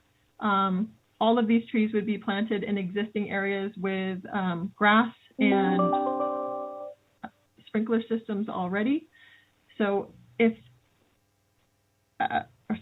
my closing remarks, thank you so much for hearing me on this topic. Thank you. Thank you. Next is Elena Cotton. Hello. Hello. All right. Alrighty, I'm ready. Hello, my name is Alina, and I am a resident of Fresno living in the AB 617 community. I graduated from Edison High School with a 4.32 GPA and quite a few medals. I'm a college student majoring in nursing, and I understand how air pollution and lack of trees is making people sick. I have also worked with the Climate Action Corp with Central California Environmental Justice Network this past summer, learning all about air pollution and asking the community where trees should be planted. Fresno is listed at number 4 of the most polluted cities according to the American Lung Association, and air pollution and climate change pose significant health risks to people, especially those living in lower income communities. Planting trees is a simple yet effective way to combat climate change. Today, my goal is to inform you all as much as possible about trees and how they can help mitigate air pollution. First, I will state what I have learned about trees. Second, I'll discuss how trees can help mitigate air pollution. And third, I will share the main places the community recommended trees to be planted. Trees, so far, here's what I've learned about trees. Trees reduce the amount of air pollution by removing carbon dioxide and boosting oxygen levels. Trees also generate food and shelter, clean the soil, and foster vibrant ecosystems. And now that I've just talked about what I've learned about trees, I'll go ahead and move on to how they can help mitigate and reduce air pollution. Trees can improve air quality in direct and indirect ways. Indirectly, they can help by shading surfaces and reducing temperatures. It reduces the need for conventional air conditioning and the emissions of greenhouse gases that come with it. Plus, lower temperatures decrease the risk of harmful pollutants like ground level ozone that commonly spike on hot days in urban areas. But trees also play a vital role in directly removing pollutants from the air. They are often seen as the lungs of an ecosystem because they absorb carbon dioxide and emit oxygen. And they are particularly effective at removing particulate matter, which come in the forms of organic chemicals, acids, metals, and dust emitted from fossil fuel burning vehicles and factories. These fine particulate matter can easily penetrate the human respiratory system, causing lung and cardiovascular disease or exacerbating respiratory illness. So far, I have attended Malaga Park, Calvin School event, the zoo in downtown Fresno, and the main locations where people recommended tree planting included the 99, Church and Elm, Cedar and Ventura, Church and Holloway, the Calvin School, and Malaga Park.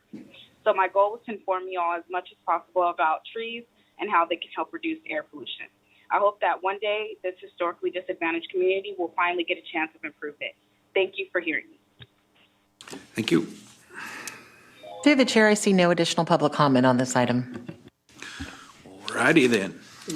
I'd like to make a motion to approve the incentive program to provide $1 million in funding for the Shafter and South Central Fresno AB 617 communities and future AB 617 communities, and also to reallocate $1 million from the locomotive replacement program, and also to authorize the executive director to make administrative changes to the program as necessary to ensure successful implementation, and also report back to the board in 1 year about the status of the program, and if it is underutilized, reallocate the $1 million in locomotive funding back to the replacement program at the direction of the board. Second. Very good. We have a motion and a second. Clerk, please call. I'll second that motion. Mr. Bessinger? Yes. Mr. Chiesa? Aye. Mr. Couch? Yes. Ms. Fagazi?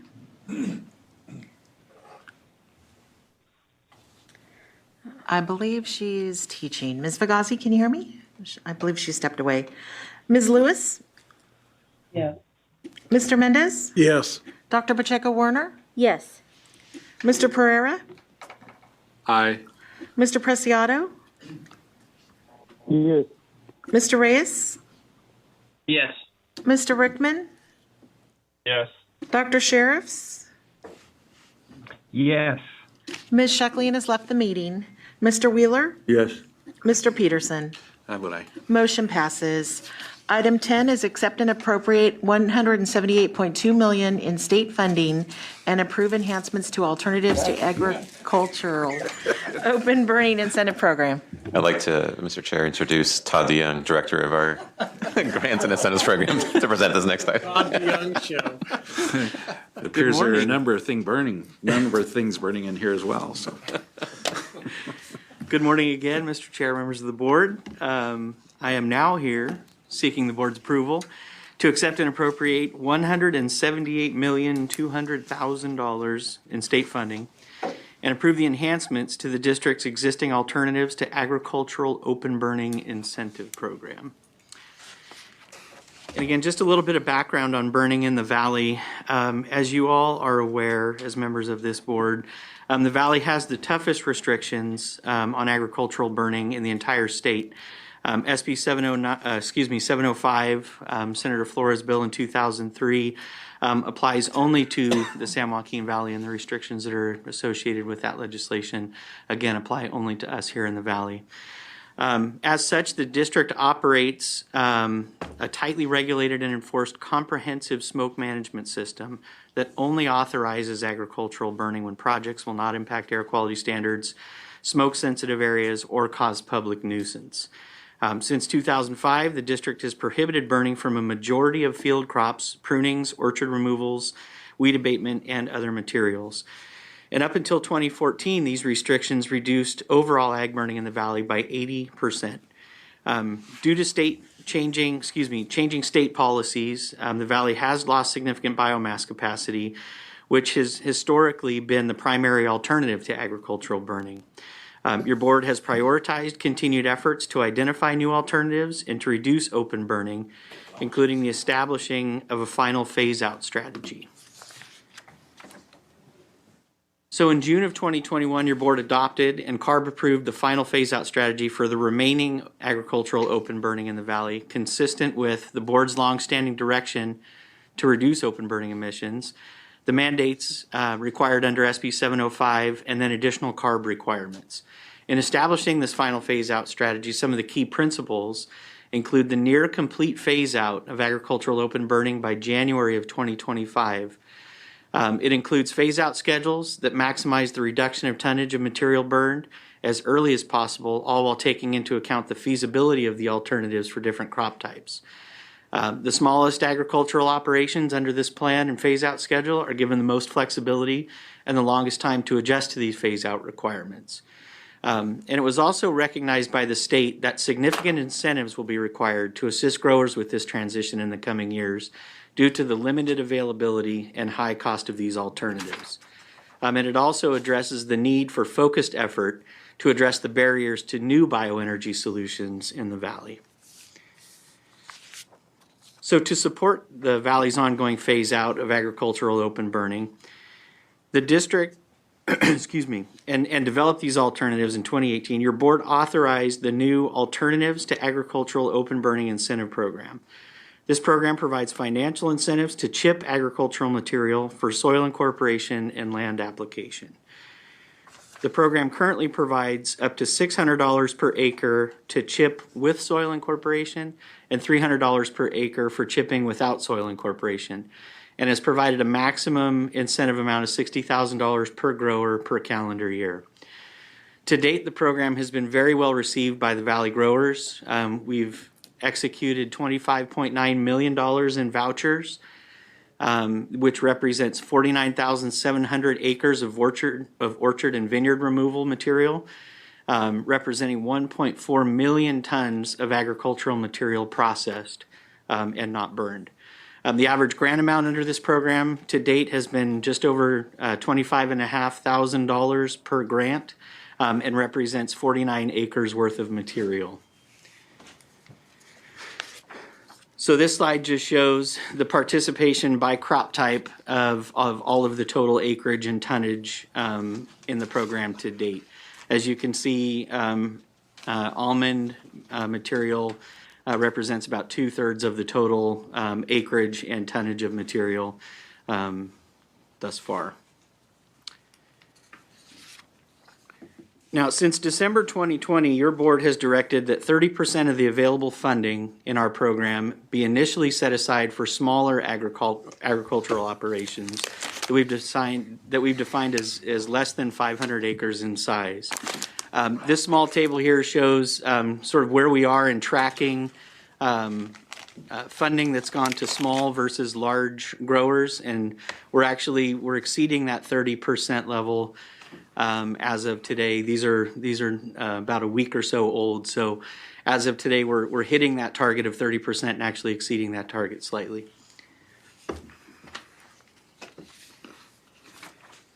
And so through significant advocacy from the district as well as Valley stakeholders, the state's 21-22 budget includes $180 million for alternatives to agricultural open burning within the San Joaquin Valley. This includes $178,200,000 that's available to the district, and 1% of that funding has been reserved by CARB to assist with program development, implementation, outreach, and other administrative oversight. The new state funding will reduce the high cost of deploying these new alternatives to open burning and significantly increase the capacity for chipping and other alternatives within the valley, which is a key consideration. The district is proposing to accept this new state funding and launch the enhanced and expanded program that's operated consistent with the CARB established guidance in this area. So as such, the district has several recommended program enhancements. With this significant new funding, we're proposing to eliminate the current $60,000 per year per entity funding cap. To ensure broad access,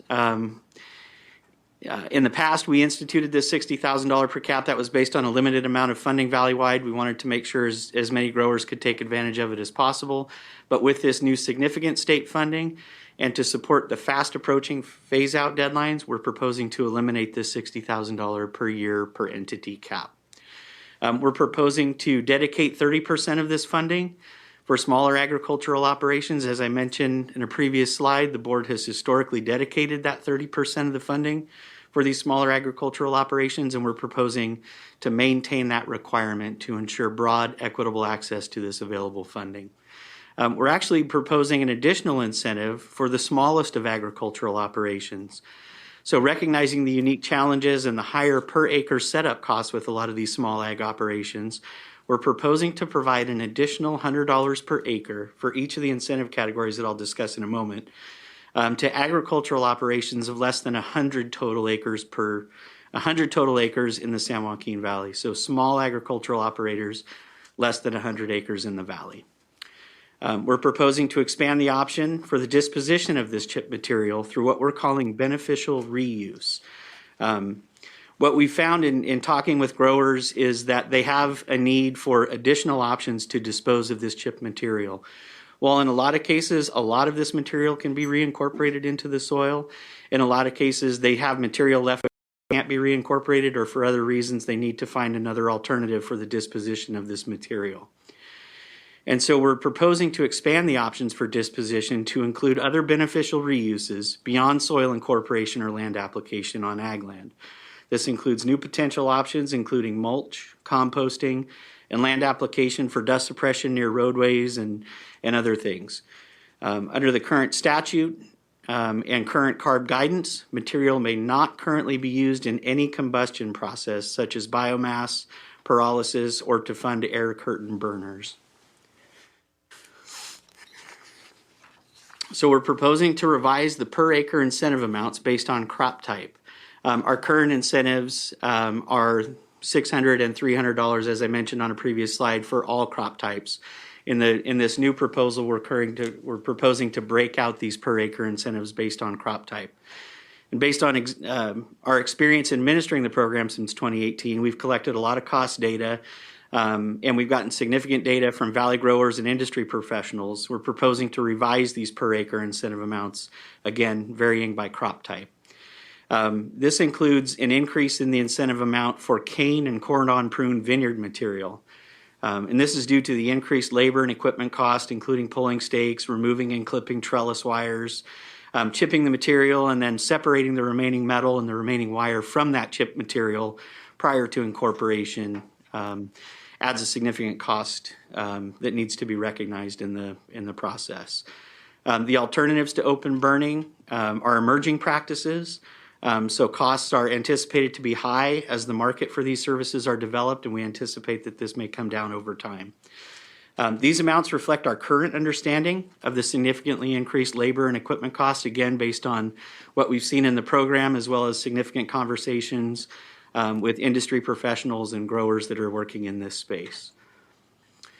So we're proposing at this point to maintain the current incentive amount for orchard removal material based on what we've seen in the program and the participation rates. We're not recommending any changes for orchard removal material. And so this table shows the proposed incentive amounts. So for orchards, again, we're proposing to keep it at the existing $600 and $300, depending on with or without soil incorporation. And then for off-site beneficial reuse, we're proposing that $600 level, and that really is to provide an incentive to defray some of the transportation costs off-site and the other handling costs that may be associated with those other off-site beneficial reuses of this material. For cane prune vineyards, recognizing that there is some additional labor that's required to remove wire, remove stakes, and other things, we're proposing to increase the per acre cost with incorporation to $800, and then $500 without incorporation, and then again that $800 for that off-site beneficial reuse of that material. And then for cordon prune vineyards, what we found is there's a substantial amount of labor based on the way that cordon prune vineyards are actually pruned. We find a lot of the wire is impossible to get out of the vineyard material. And so it has to be clipped and processed, and it's a significant labor issue and having to deal with that material. And then there is remaining, what we found is that in most cases there's remaining wire even after this material is chipped. And that has to be processed and dealt with before it can be either reincorporated or used on site or off site. So what we're proposing is $1,300 per acre for chipping with soil incorporation, $1,000 per acre without soil incorporation, and then again for that beneficial reuse off site, we're proposing that $1,300 per acre.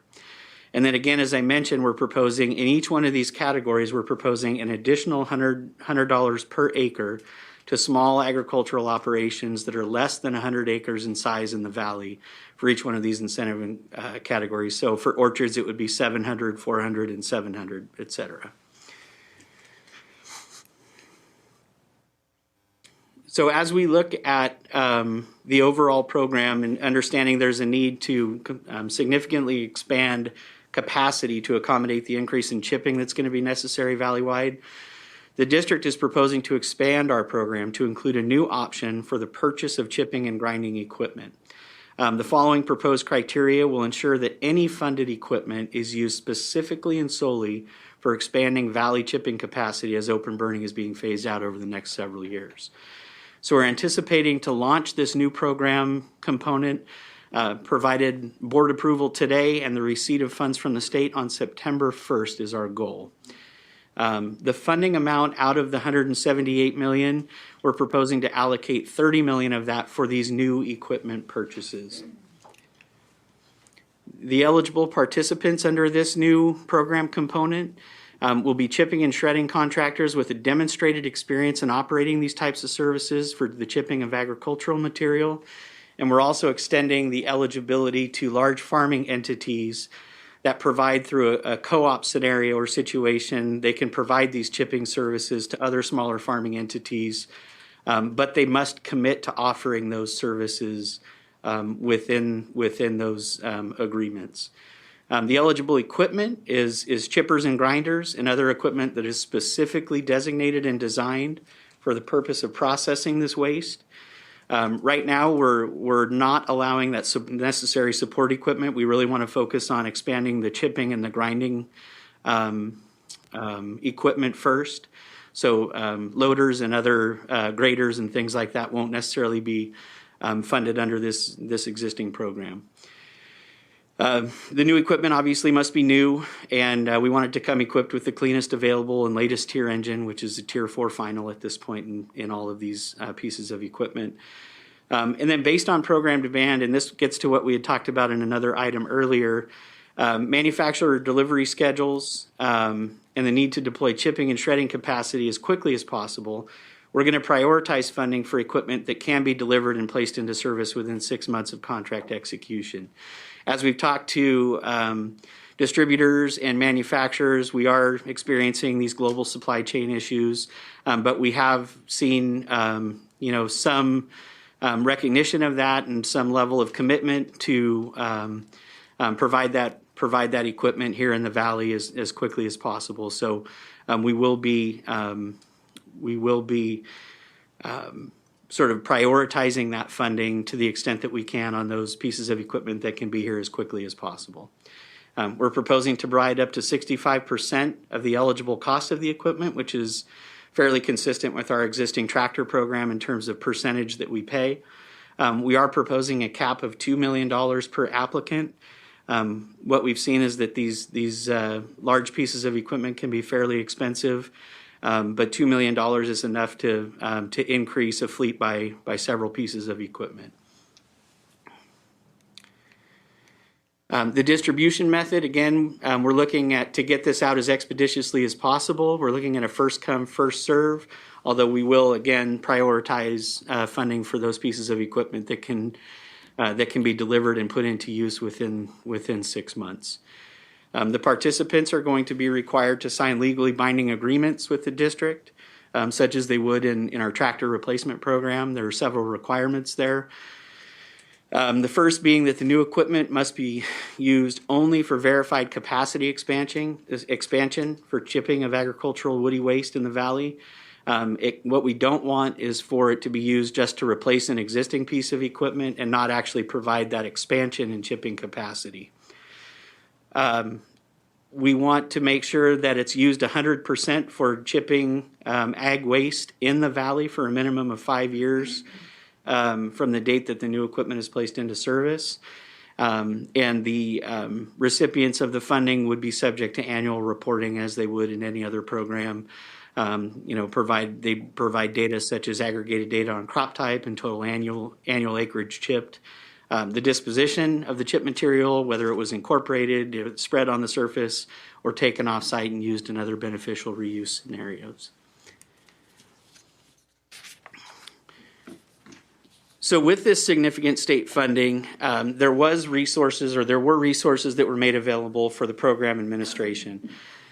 To ensure that we're providing these new resources to these ag operations in a timely, effective, and responsive manner, it will require significant additional workload.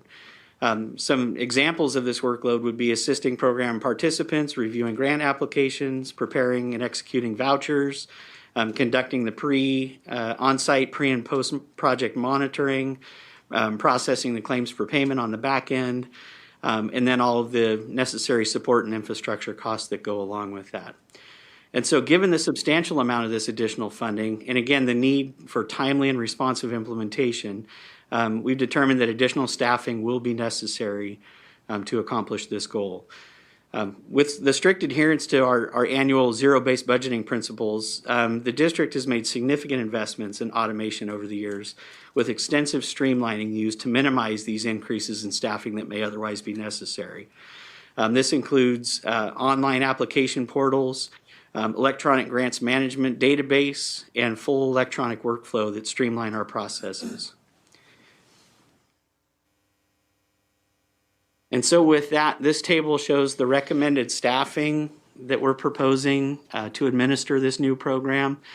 As you can see, the majority of these positions are temporary positions because of the limited and finite amount of this funding and the program. So we're proposing as many temporary staff positions as necessary.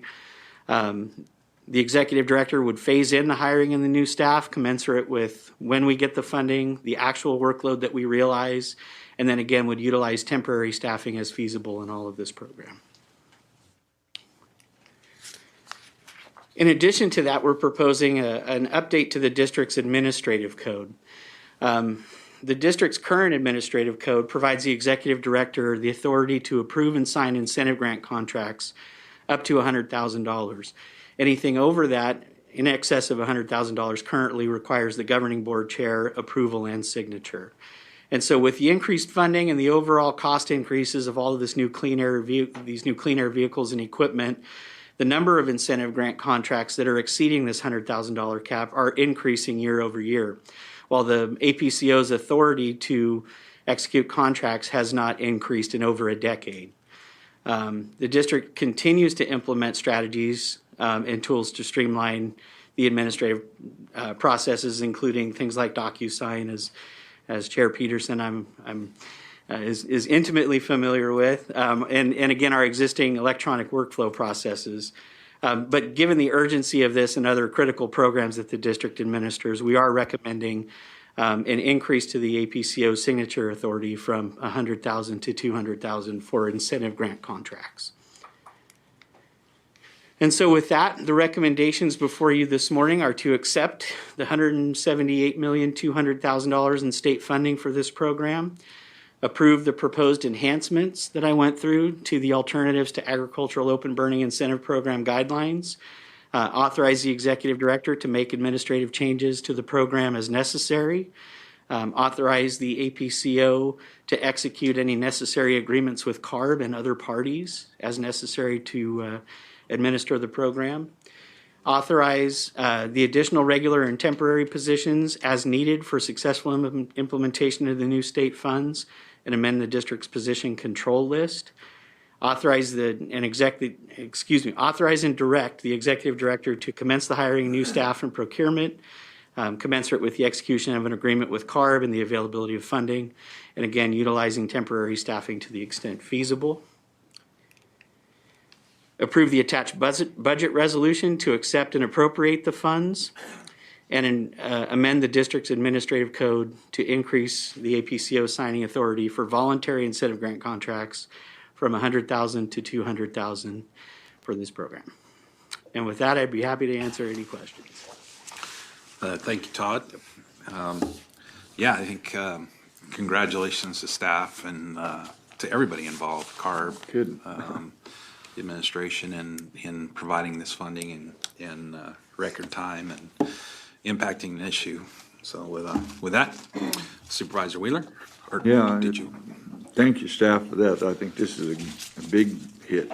And I wanted to thank Manuel for the demonstration he had out there on the west side of Madera, Fresno that day. It was great seeing some of those machineries. I've heard about some of them, I hadn't seen them all.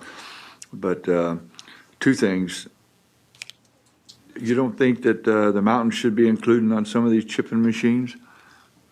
Or is it just mainly for crops? Is that what it's designed for? Yes, Supervisor, through the chair, just quick response. So the funding that we're talking about here is specifically under the budget statute dedicated to the transition away from agricultural open burning. So it's very specific to that purpose under statute. And I think what we can talk about in the future is how do we also deal with the tree mortality and some of the forest waste issues, and certainly some of that equipment, by the way, is eligible under our current, some of the other programs that we have, like the Moyer and other programs. But if there is a need there and something that we can look into specifically, we can certainly work with you on that. But this funding is specifically under statute dedicated to the ag open burning transition. I think yesterday when you talked to me that the air cutting burners aren't included in this, right? That's a great question, Supervisor. So currently, as Todd had laid out with the program guidelines, currently not eligible. All the alternatives that would be funded would be what are called non-combustion alternatives under the budget statute. There is potential for those to be funded through a process at CARB, where they would reach certain findings regarding the availability of other alternatives, and that's certainly a possibility. Something that under today's action, based on those guidelines and any updates that are made to those guidelines, could certainly be an opportunity for it. And so, glad you brought that up, because what we've seen with this transition and why Todd had talked a lot about the beneficial reuse is that there is a massive effort underway here that is going to require all-in, looking for flexibilities, looking for ways to be creative, innovative in the way that we handle these materials. And so we definitely have our eye on that issue, as well as just other as we work with chippers and grinders and ag, various commodity groups, a lot of ideas in terms of other things that could be done. And so we're going to be examining all of those very closely as we move forward with the transition. And on that specific issue, something that certainly we'll be talking to CARB and seeing where that fits into this transition plan. Yeah, I think that's important because I think we can, after we get this moving forward and in process, that we can show that the air curtain burners might be one of the big beneficials later on. Thank you. Great job, though. Thank you. Dr. Pacheco-Warner. Thank you, Chair. Thank you to all. If I wasn't sitting up here, I'd go shake every one of you guys' hands. Just amazing, amazing job on this, getting to this place. And yes, thank you, Mr. Cunha, for the demonstration project, because I think that really allowed for a lot of getting solidified in what we see here today, and that demonstration project that we had. One of the things that I definitely is totally in support of the increase in staff capacity. And so 2 points of clarification here. By temporary, are you talking about giving somebody like a 1-year contract versus hiring them on completely, or are you talking about like a 3-month contract? And then I have another one after that. Yeah, and under our policies are generally two-year. Okay, so temporary means a rotations, 2 year. yeah. Okay, just wanted to make sure what that meant. And then the additional $100 per acreage for the small operations. I think that's just such an amazing way to try to incentivize for those, which was one of the primary concerns. And I guess if you could just, how did you reach that number? I mean, is that going to be enough to get them out there to the small farms? Is my concern. I'll take that, and Todd, feel free to always jump in. Yeah, so we developed these numbers, based on a lot of conversations with various folks in the ag community, directly with growers. Many small growers that contact us about, where's this heading, and what options do they have. So it is based on general understanding about what that setup cost, that incremental setup cost, can look like. We think that, and one thing that I wanted to make sure was clear, it's in the board packet on this, is we do think that we need to look at these issues very closely over the next 6 months or so when we launch this program, and we expect to see a very significant demand from the ag community, as well as the chippers and other services that are going to be working, with the ag community to deploy these various alternatives. Based on that demand and based on the information that we're hearing back and through the claims process, but other interactions as well, and it's really going to paint a picture in terms of what this market looks like, and where the costs are, where the pressure points are going to be, if there's any bottlenecks in capacity, or any gaps in terms of the approach. And one thing we definitely want to do is do a touch base on this in a 6-month time frame, or I think the way we framed it was 6 months or 50% of funding, essentially. But I think it's actually going to be closer to the 6-month time frame. Take a really close look at issues like the one that you just raised. What are we seeing in terms of participation, specific costs for those smallest of growers, and if we need to make adjustments in the program, one way or the other, or add, accommodate certain things that we see, that there's certainly opportunities for doing that as we examine those coming in. So we feel good about the proposals based on our current understanding, but I think it's always there are emerging markets here as far as costs and issues and strain on that capacity that will generate new and yet to be understood, I think, dynamics that is going to be very close that we pay attention to, or very important that we pay close attention to. Yeah, and I think I just wanted to make a comment. I mean, given on having said it on the presentation on air curtain burners, I think given this, this strategy really allows for immediate benefits this season when we know that there is this other alignment as we're seeing the air today, sort of thinking about the future and the amount of, open burn days there are going to be available this year for farmers, that those are diminishing and shrinking every year with these wildfires. And so anytime we can have more opportunities for that transition is great. And I wasn't totally convinced that the capacity was there for the air curtain burners to get up and running in the same way that the chippers are now. And it doesn't mean that I won't support it in the future if absolutely needed. And this feels like the right move right now.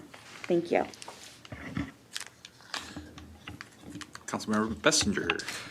This is an important program, especially for the cities, the small cities that are adjacent to the ag areas that end up having to dispose of their trees or ag waste by burning it. This beneficial reuse is kind of exciting. Is this a potential business opportunity for growers to resell this either to the public or to landscaping supply companies? It's not prohibited in this, is it?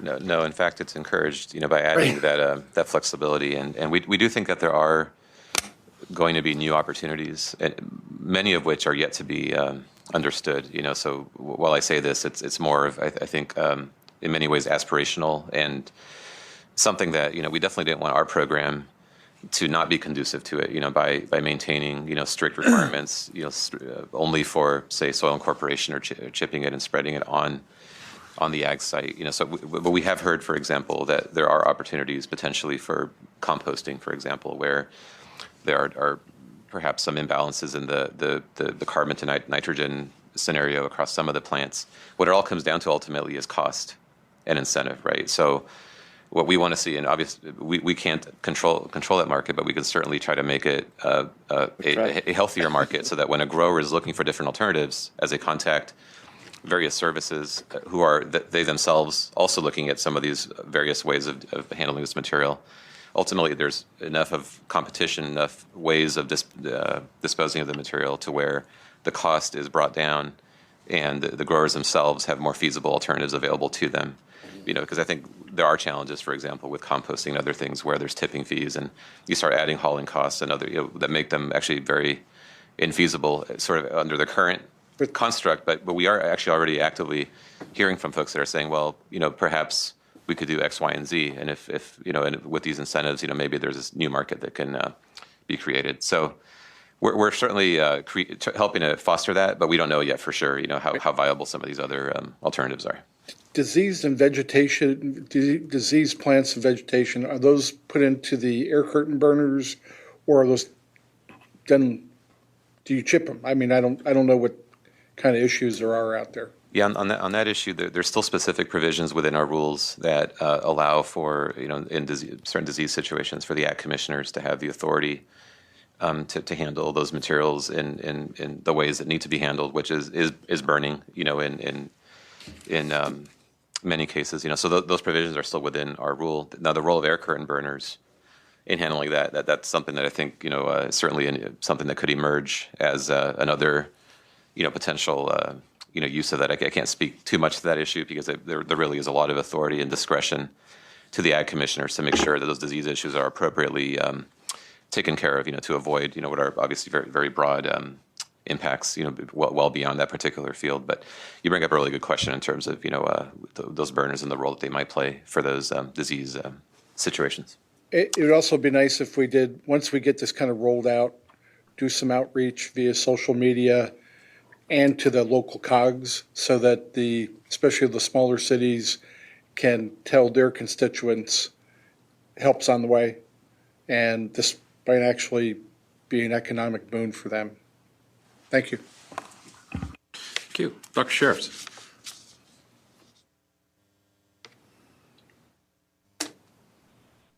Thank you. And thanks to staff for all their hard work and for the input of folks in the community. My question, one important question was in terms of when we come back to this, and I think Samir answered that we will be hearing back in 6 months or when 50% of the funds have been expended, whichever comes first. And that's obviously very important. This is if I understand it, the funding is potentially available over 3 years. And clearly we've learned a lot from our past practices and data that have improved the program that we're looking at approving today. So coming back sooner rather than later is very important.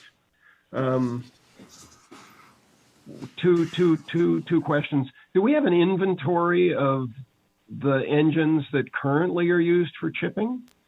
That's one of my questions. And the other, following up on that issue of disease material,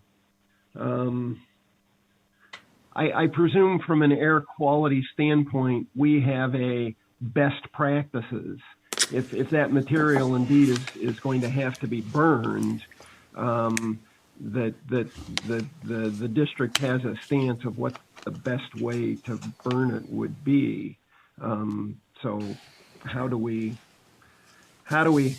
get that systematized, if you will?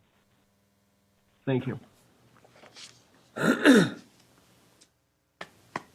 So I heard two questions there. I'll try to respond to both. On the fleet capacity and inventory side, is certainly something that we have increased our understanding of as we've gone through the evaluation and establishment of this strategy, and certainly with our $26 million or so that we've executed through our current program have established quite a bit of information and relationships with services throughout the valley. So we feel like we have a pretty good understanding around who the major players are and kind of what generally what their capabilities are. But it is something that we continue to try to increase our understanding of. And I think with this expanded program, especially with the fleet expansion component, but then also the scale of what we're talking about here, we are going to learn quite a bit about what the capacity is, as well as whether there's any bottlenecks that we can be better understanding and then hopefully collectively trying to address as we see that play out here in the coming months and year. And then on the second question around disease, crops, yes, there's certainly established communication and certain requirements within our rules. There is deference at some point along the way there to what needs to be done, based on the ag commissioner's practices, depending on the specific, crop type situation that's there. So ultimately, it does become an issue that's predominantly with the commissioners to establish, what the situation is, and also proper disposition of the materials to ensure that the disease issue is taken care of, but there are, in that framework, certainly there's been discussion, and I think there was a very good question raised earlier in terms of, are there emerging things that might be part of that discussion, as we move forward, with, say, an air current burner. And again, I don't want to get ahead of that discussion, just because I do know that particular issue is one that, while we play some role in it, ultimately it really is on the ag commissioner side to make sure that part, and there is deference within state law to make sure that those issues are properly addressed. Okay. Very good. Thank you. Supervisor Mendez. Yeah, a couple questions. So a small farmer is somebody with 499 acres and less. That's a friendly amendment to that statement. A smaller agricultural operation would be less than 500 acres, and then we've said a small operation would be less than 100 acres. But yeah. Okay. Maybe well, that's one question. And the another question is, how long you been sitting in that chair? Yeah, I seen you starting to look at your watch there. So this actually came from a statute, correct? This was a legislative act. Yeah, so the new funding and some of the requirements associated with it came out of the budget bill that just passed. So this is actually a really fast turnaround. And the other deal is there's some CARB guidance to this. Yeah.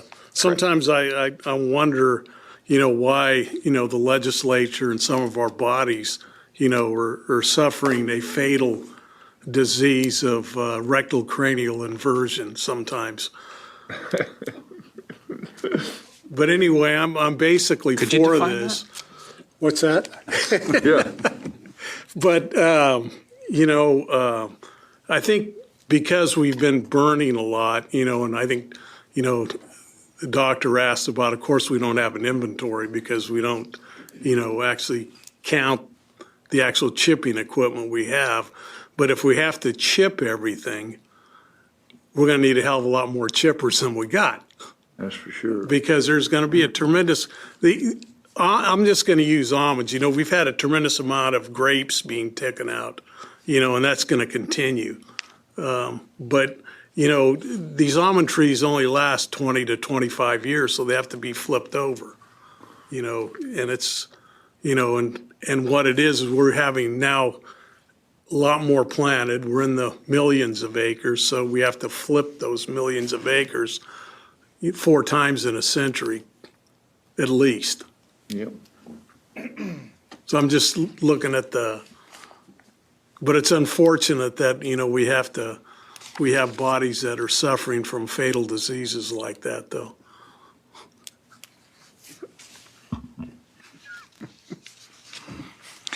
All righty. With that, matter of fact, in the Urban Dictionary, it defines rectocranial inversion. So it is a real thing, I guess. Must be. If it's on the internet. With that, let's go to public comment. Is there any public comment in the south? No public comments in the south. Any public comment in central? We do. Good morning. Manuel, I think I'm supposed to speak into this thing, so I'm not going to be looking up because that's going to look weird. But Todd, why don't you stand up and stretch a little bit, your legs, because you've held a lot of money today in your hands. Samir, you better take a life insurance out on this kid because we cannot afford to lose him with all the money that's in his head, okay? Yeah. But again, I want to thank first the board, Mr. Chairman, for your efforts and directions with this. I'd like to thank Dr. Pacheco, you and Tom Wheeler and Buddy and Dr. Lewis, I believe, or up in Las Banas. Mayor President Lewis. Yes, for coming out to the demonstration project. I think that helped us a lot. I think we learned a lot, but we also had the equipment and how expensive this stuff is and how do we deal with it, including the burn curtains. So, but again, I want to thank Samir, Shiraz, and all the staff and everybody, and John and Jessica and all of the work you guys have done in putting this whole thing together. All the workshops, off-hour workshops that were to meet people that couldn't do it at 2 o'clock but met it at 4 to 7. So you absolutely did a tremendous job in getting out to the public and getting input from everybody. Not an easy project, not easy at all, with 4 million acres, with drought coming at us, especially on the east and west side, having to deal with all of that type of situation, and then the virus. So everything really hit us in this last year of 2020 and 2021. But the staff, Samir, you guys done one heck of a job. Working with Richard Corey, with Michael and Edie, I think coming up with a belief with some of the board members of the State Air Board, working with those folks, we're able to come up with a plan. Is it perfect? Absolutely not. Like Samir, I appreciate the 6-month evaluation as we move forward, because money can be there, but if it can't be used correctly by our farmers and flexible by our farmers, then it's worthless. Then you might as well just forget it.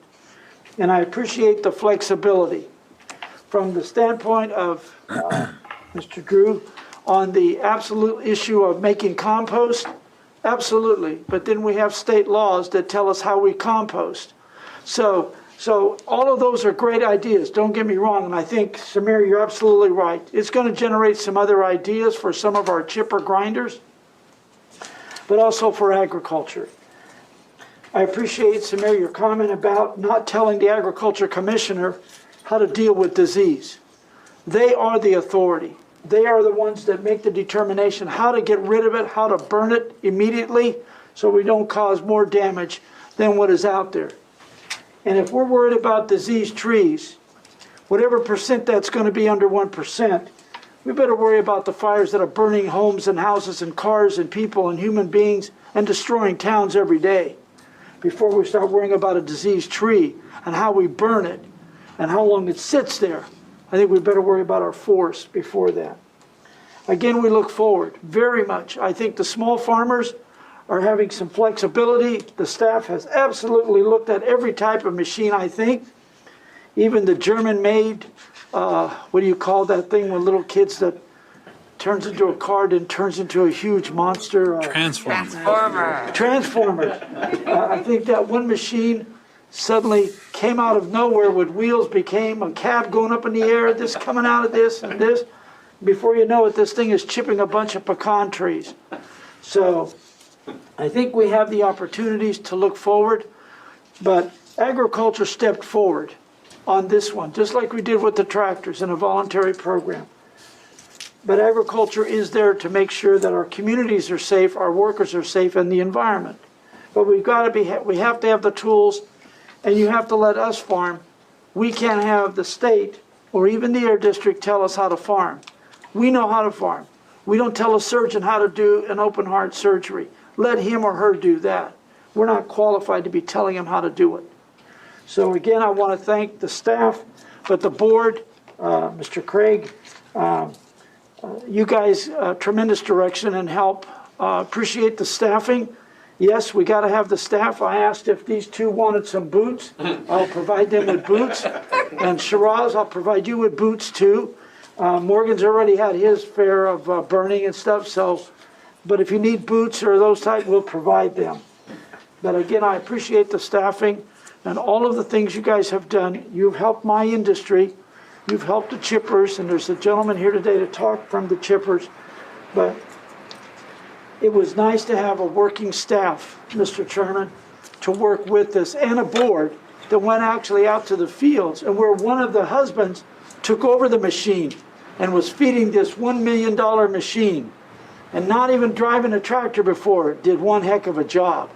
So I think that shows a commitment by this board and by the staff. So again, I'm sorry for the lengthy time, Mr. Chairman, but thank you again very much. And we support this process and going forward. Thank you.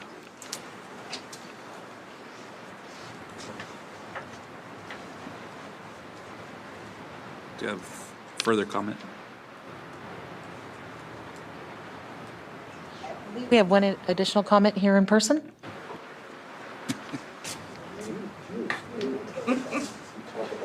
They're arm wrestling. I don't know what I'm going to. He's telling me to get up here, but. What do you want me to talk about? So my name's John Yergut. I'm with JFS Enterprises. I'm a chipping contractor. Well, I used to be the biggest burning contractor in the valley, but now we're a chipping contractor. So yeah, this is all great stuff. The orchard removal process. Of course, we need some more chippers out there to take care of all this acreage. But that's pretty streamlined, guys. Farmers were very apprehensive about doing it in the beginning, but they're on board now. They realize that's pretty much one of their only options. It's pretty difficult to get the chips to the biomass plants now, and they're always limiting loads, and a lot of them are shut down. So I don't even take on jobs if a guy wants to haul the chips off. It's just too difficult. The vineyard removal, the cane pruned vines, that can be done. It's good. The problem is going to be the labor situation to get that wire out of the field and roll up the wire. And we all know how difficult labor is now. And you just can't put anyone out there to do it.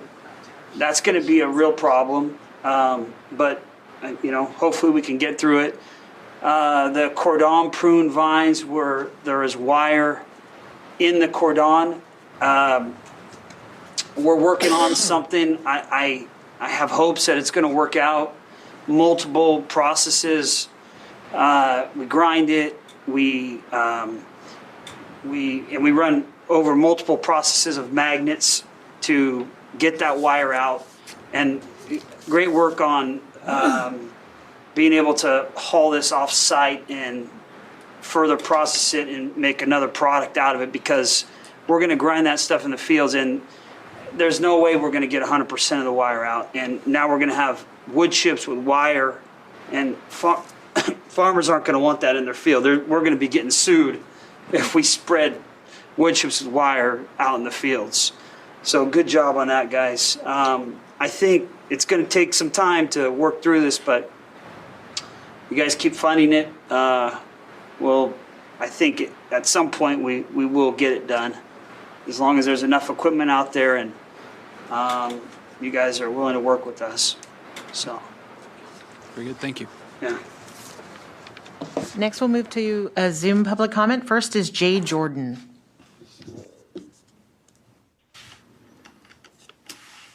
Hello, good morning. I'm Jay Jordan with Leadership Council for Justice and Accountability. We're glad to see a conversation about incentives for small-scale farmers. I know there was some joking about this earlier, but we are wondering what the rationale is behind the 500 acres definition of small scale, and what percentage of farms in the valley, if you know, are 500 acres or less, or the 100 acres or less that was also mentioned, and maybe to clarify plans for prioritizing small-scale farmers. We'd also like to request, and I can also hear you, by the way, so I appreciate I could make it through my comment, please.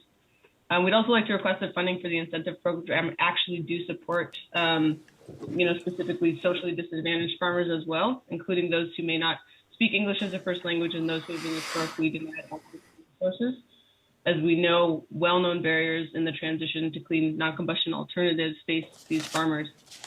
It's important that all farms move away from agricultural burning, but socially disadvantaged farmers and small-scale operations must be prioritized for resources that this program has to offer, and shouldn't be less likely to receive funds because they're not in frequent conversation with district staff or unable to be first in line for funds for a variety of other reasons. Additionally, we'd like to emphasize how important it is that the state has laid out this commitment that the program will now follow to exclude combustion alternatives like biomass and certain burners from the program. We look forward to seeing incentives focused on soil incorporation, chipping, and other soil and public health protecting and improving practices implemented with this funding. We support regenerative agroecological alternatives that must be scaled and implemented in the Valley long-term in order to address the massive air quality and climate threats that Valley residents face on a daily basis. Thank you. Thank you. Next is Roger Isom.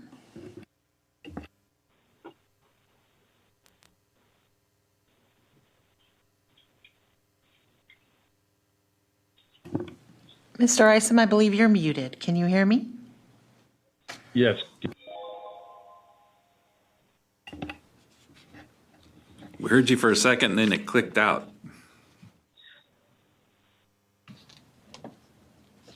Can you hear me now? Yes, sir. Sorry about that. Too many different types of Zoom meetings going on today. My name is Roger Isom with the Western Agricultural Processors Association. I do want to support and encourage the board to support this proposal today. I do want to make a couple of comments, though. Number one, this is far less than what the agricultural community had asked for. We believe it's going to take more funding than this to achieve the very ambitious goal of completely eliminating burning by 2025. But it is significant and it's very much appreciated. We definitely appreciate the district's approach on this, where they've split the money between some of the on-field chipping and for some of the equipment that's going to be necessary to achieve this. It's important, and I do appreciate the district's 6-month look back. I think that's going to be important to make sure that we're spending this money as wisely as possible and addressing the need that's going to be out there. I do want to make a couple of comments, though. There was one made about the forestry. We would absolutely adamantly oppose any of this money being spent towards forestry. Quite frankly, it's the forestry that put part of this in jeopardy, where the biomass plants had to burn 80% forestry waste and took away a big portion from ag. The second thing is the conditions that were put on the funding in the legislature were completely irresponsible. I think it short-circuited much of the potential solutions out there, especially when we look at pyrolysis. There's a lot of research going on right now that is very low, if even any emissions, that's been taken off the table. Also, on the air curtain burners, if you were there at the demonstration project, the air curtain burner, quite frankly, was the cleanest of the equipment out there.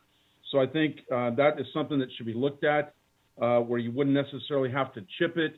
You wouldn't have large horsepower equipment out there. You could just simply put it in the burner, and it's extremely clean. So I do also want to encourage that while this is one piece of it, the next phase is this biomass collaborative that the district and Air Resources Board, Environmental Justice Community, and Agriculture will all be a part of. I think it's important that that effort move forward to try to find long-term solutions to solving this problem. I think while the chipping and that is important and will serve a role, we need a long-term solution so that this isn't a problem in the future. Thank you. Thank you. Next is Elaine Trevino.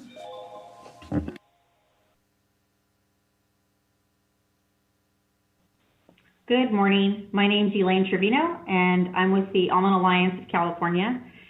And I just want to say thank you to Samir and your team, to the board. This has been a pretty incredible process. If you think about it, February 25th of this year was when the CARB board voted to end egg burning. And we went through a budget process, and this is in front of you in August. For government, with all due respect, that's pretty amazing. And so I just want to thank everybody that put a lot of effort and energy into this. It's a monumental task. I know for many that are not familiar with it, it's just a simple don't burn agricultural orchard removals anymore. But I urge you to go out in the field and see the complexities behind that, because it is a monumental task, especially the number of acres that we're talking about. Roger's correct. This is not the sufficient amount of funds that were asked for, but it's a start. And it's a start if the funds are expedited to the district. So I really want to emphasize for CARB to make sure that these dollars get to the district as soon as possible so that they can get to work and be utilized just both on the equipment piece as well as the incentive per acre.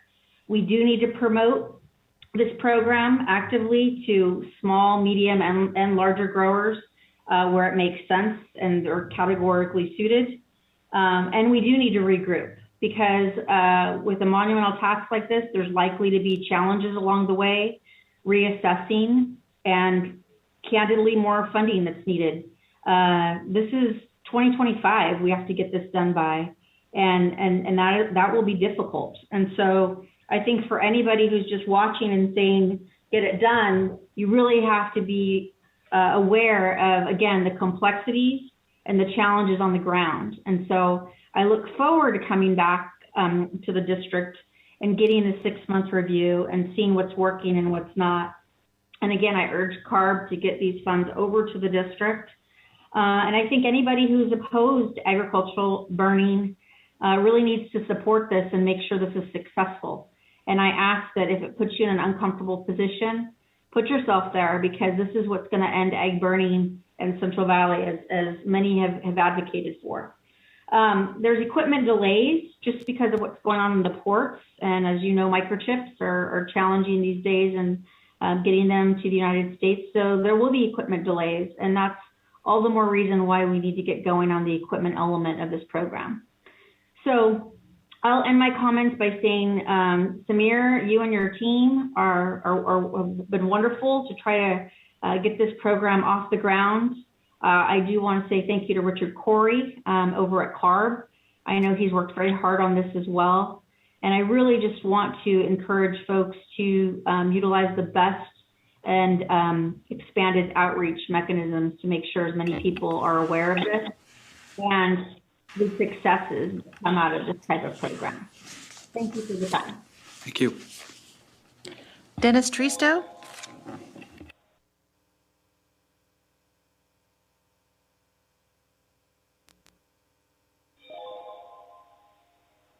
Hi, Dennis. It looks like you're muted. Can you hear us?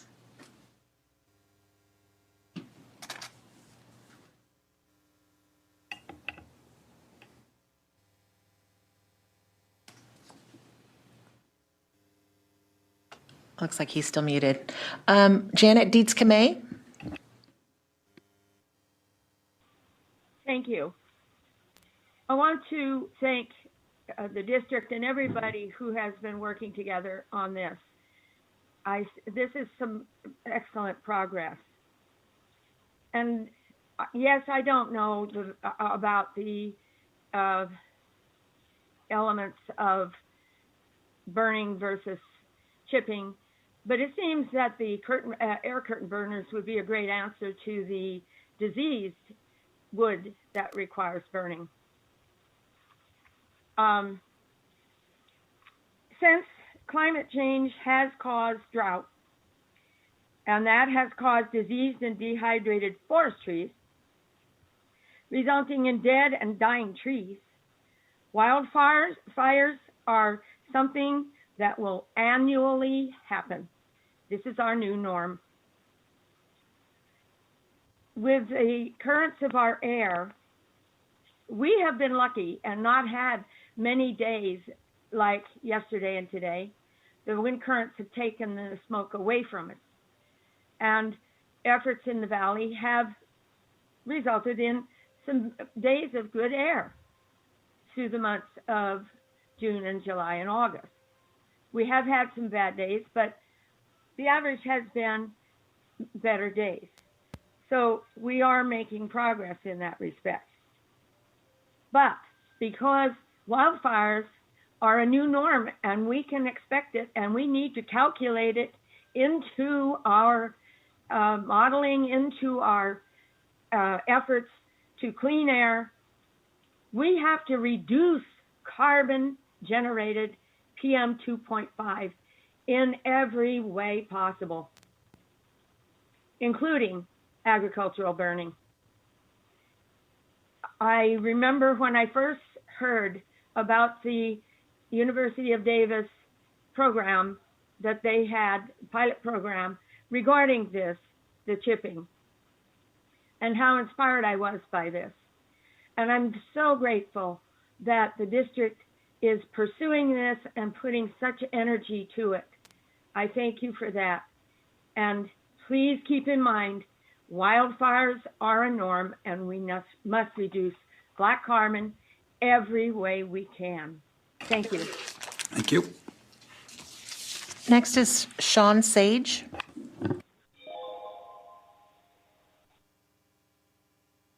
Okay. Mr. Tristo? Thank you. Okay.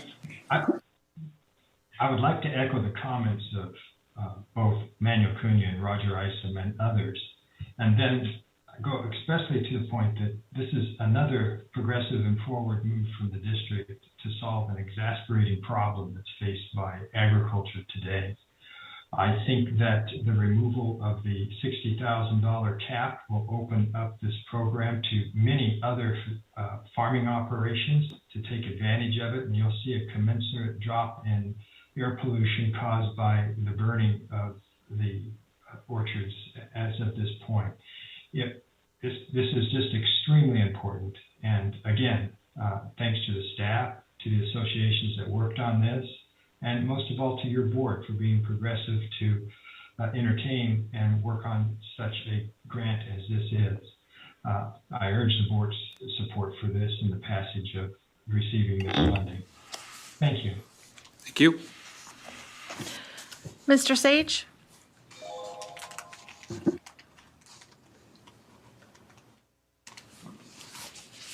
Hi, I'm Sean Sage. I'm representing Bandit horizontal grinders, which the guys are using, and we demo that the folks talked about back in July. And we really appreciate work and being part of this with Samir, Manuel, Edie and her group with ARP, trying to come to help out in this situation. The thing I wanted to talk about was just we had the president of Bandit came out to the demo and then also came out to a meeting we had about 3 weeks ago. And the global supply chain is tough. Our machines are used for forest fires and for composting, so we're busy. And we're about a year out, but he has slotted production slots for this program so that we get, machines coming out in October, November, December, and going forward. Our main thing, obviously, we'll be working with Samir's team, the ag grinding guys down that way, and some of the bigger orchard folks. But we just really appreciate everything. I think getting the word out, and we're doing our best to talk to as many as we can so that we can supply, which I know most companies are in that 6 months to 18 months delivery. But with the president of Bandit, Craig Davis, giving us slots, it's going to for these guys to take advantage of this so we can get working on this year and get machines to these guys. And that's all I really want. But it's been great working with the crews. We appreciated the demo. Our machines are pretty specific. They're used around the world for taking out those cordon vineyards with our magnetics and our cutting mill work. So we look forward to working with everyone. As always, if there's any questions, please don't hesitate to call me. And, you can get my info through Samir's group or Manuel or anyone else down there. Thank you. Thank you. Through the chair, I see no additional public comment on this item. Very good. We'll bring it back to the board for action. Move to approve. Second. Okay, we have a motion and second. Madam Clerk, please call roll. Mr. Bessinger? Yes. Mr. Chiesa? Yes. Mr. Couch? Yes. Ms. Fugazi has left the meeting. Ms. Lewis? Yeah. Mr. Mendez? Yes. Dr. Pacheco-Warner? Yes. Mr. Preciado?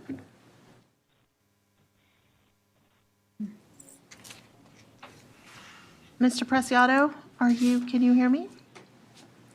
I'll come back to him. Mr. Reyes? Yes. Mr. Rickman? Yes. Dr. Sheriffs? Yes.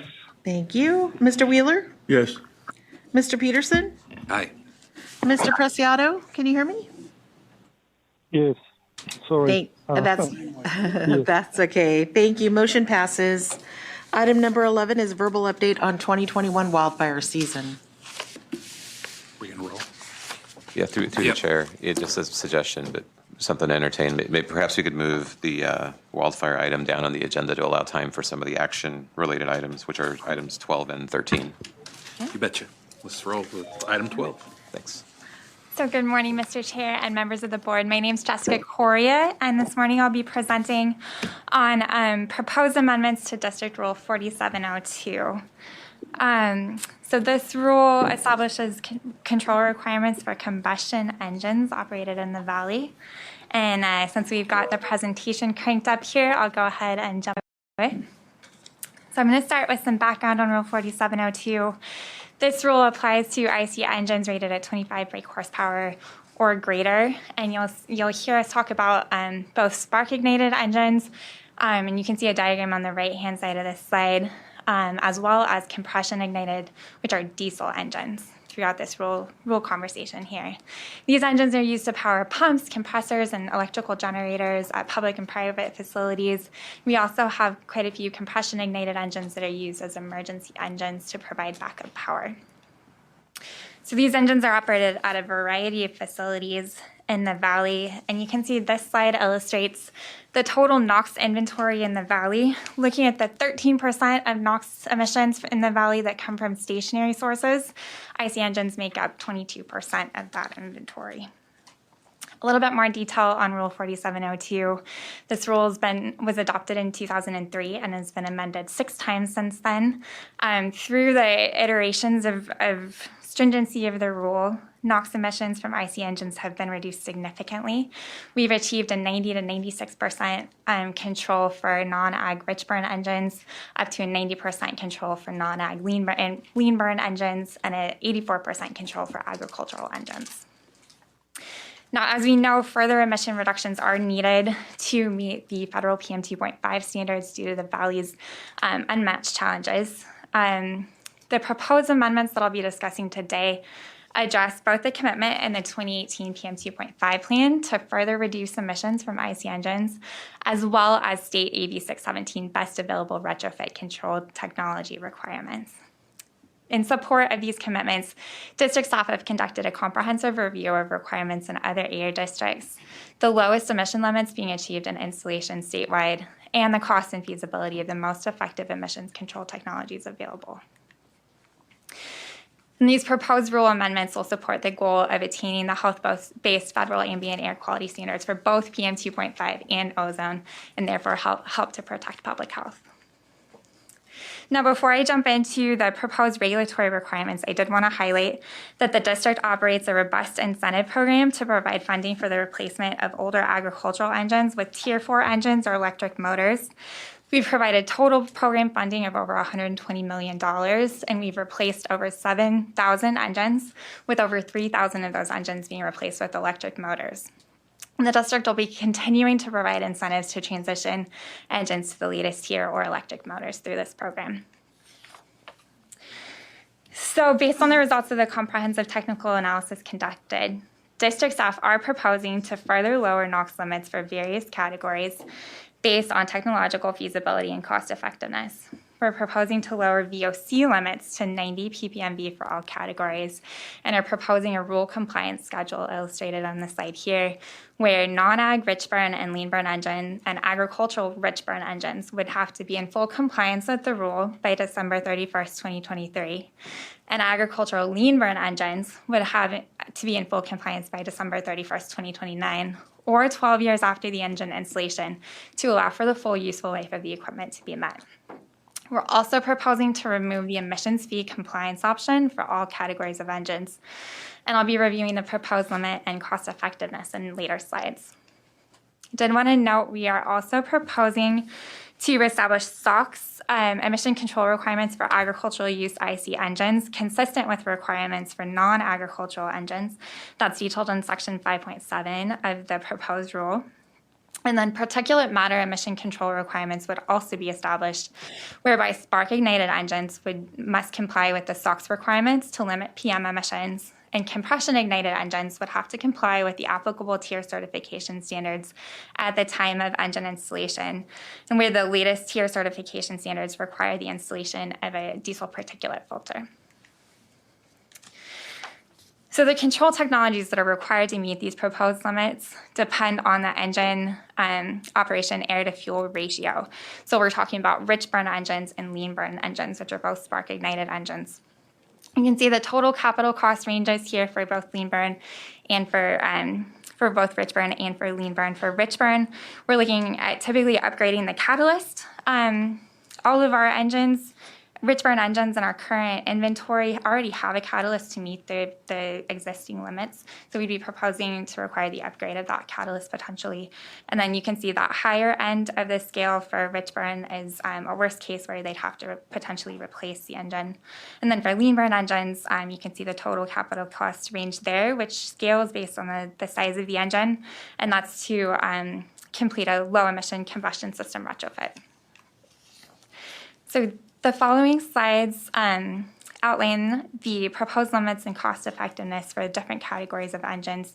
You can see the category of the rule there in the left-hand column, the number of affected units, then the current and proposed NOx limit, the current and proposed VOC limit, and the cost effectiveness per ton. So for all categories here for rich burn spark ignited, we're proposing a NOx limit of 11 ppmv and a VOC limit of 90 ppmv, and the cost effectiveness there is listed.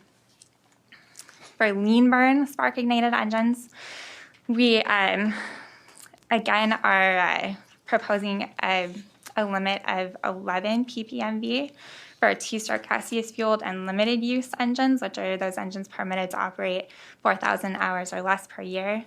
For gas compression and waste gas engines, you can see the cost effectiveness per ton there for a low emission combustion retrofit. We're proposing a NOx limit of 40 ppmv for these engines and VOCs at 90. Lastly, for agricultural use spark ignited engines, we're similarly proposing a NOx limit of 11 ppmv for rich burn engines and 43 ppmv for lean burn spark ignited engines. The cost effectiveness there ranges depending on whether an upgrade of the catalyst is possible, and the higher end represents a worst case scenario of engine replacement. So with that, based on the implementation of these requirements, for both compliance years, we're looking at emission reductions for NOx and VOCs. In 2024, we'd be expecting a 43% reduction of the NOx emissions inventory from this category, which translates into 0.62 tons per day, and a 72% reduction of the VOC emissions from this source category, or 0.31 tons per day. In 2030, with the full implementation of the requirements, we'd see a 0.7 tons per day emission reduction, and then for VOCs, a 0.32 tons per day emission reduction. There was a socioeconomic impact analysis conducted to support the potential regional economic impacts of these proposed amendments, and that's included in the staff report as Appendix D. We also had an extensive public process for this rule development, which has occurred beginning with a scoping meeting back in 2019. And comments received as a part of the public process have been incorporated into the rule or addressed in the staff report as appropriate. So with that, staff today are recommending that your board adopt the proposed amendments to Rule 4702 and authorize the chair to sign the attached resolution. And with that, Mr. Chair, I'm happy to answer any questions. Very good, thank you. Questions from the board? I don't see any. Let's go to public comment. More money. Is there any public comment in the southern region on this item? Yes. Yes.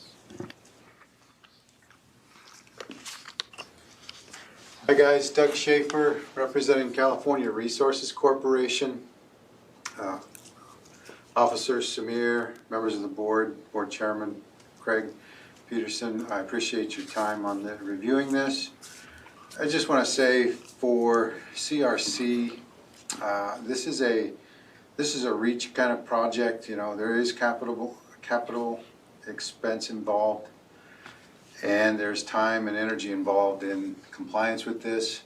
As you can see from the slides and the previous presentations regarding locomotive engines, stationary sources are presenting a very small factor in the Air District's overall emission standards. But that said, I really do appreciate staff's and the board's efforts on this rule. There were some give and take, and we appreciate the districts hearing our concerns and adjusting as much as they could. The flexibility is really appreciated by CRC. Thank you. Thank you. Is there any public comment in the central region on this item? Seeing none, we'll move to Zoom. Cynthia Pinto Cabrera.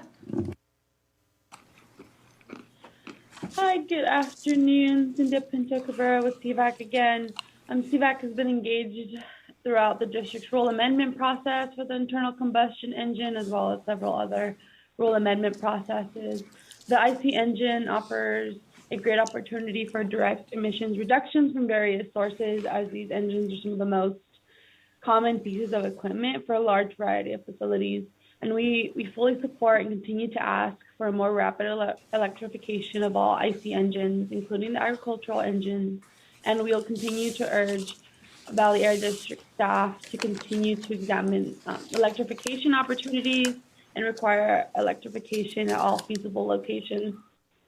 And we support the removal of the emissions compliance fee options. However, we would like to see this implemented immediately upon approval of this rule, as opposed to that sunset date of December 31st, 2023. moving forward in the district's rule amendment process, we'd like to offer the following improvements. And one, we continue to encourage that the air districts continue to improve their public engagement process. These rules have significant health implications for community residents who live near these stationary sources that are within the district's jurisdiction. Continuing to offer that Spanish interpretation is extremely important, and we encourage to offer additional language interpretation options as well.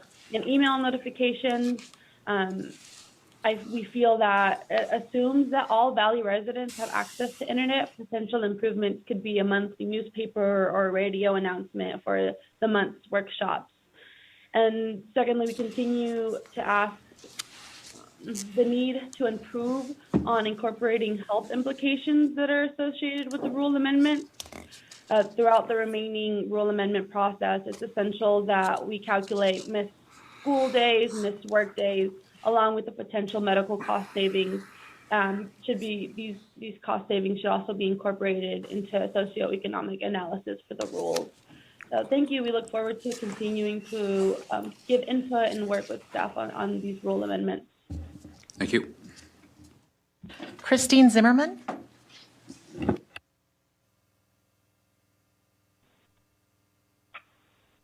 Good afternoon. Christine Luther Zimmerman with the Western States Petroleum Association speaking again.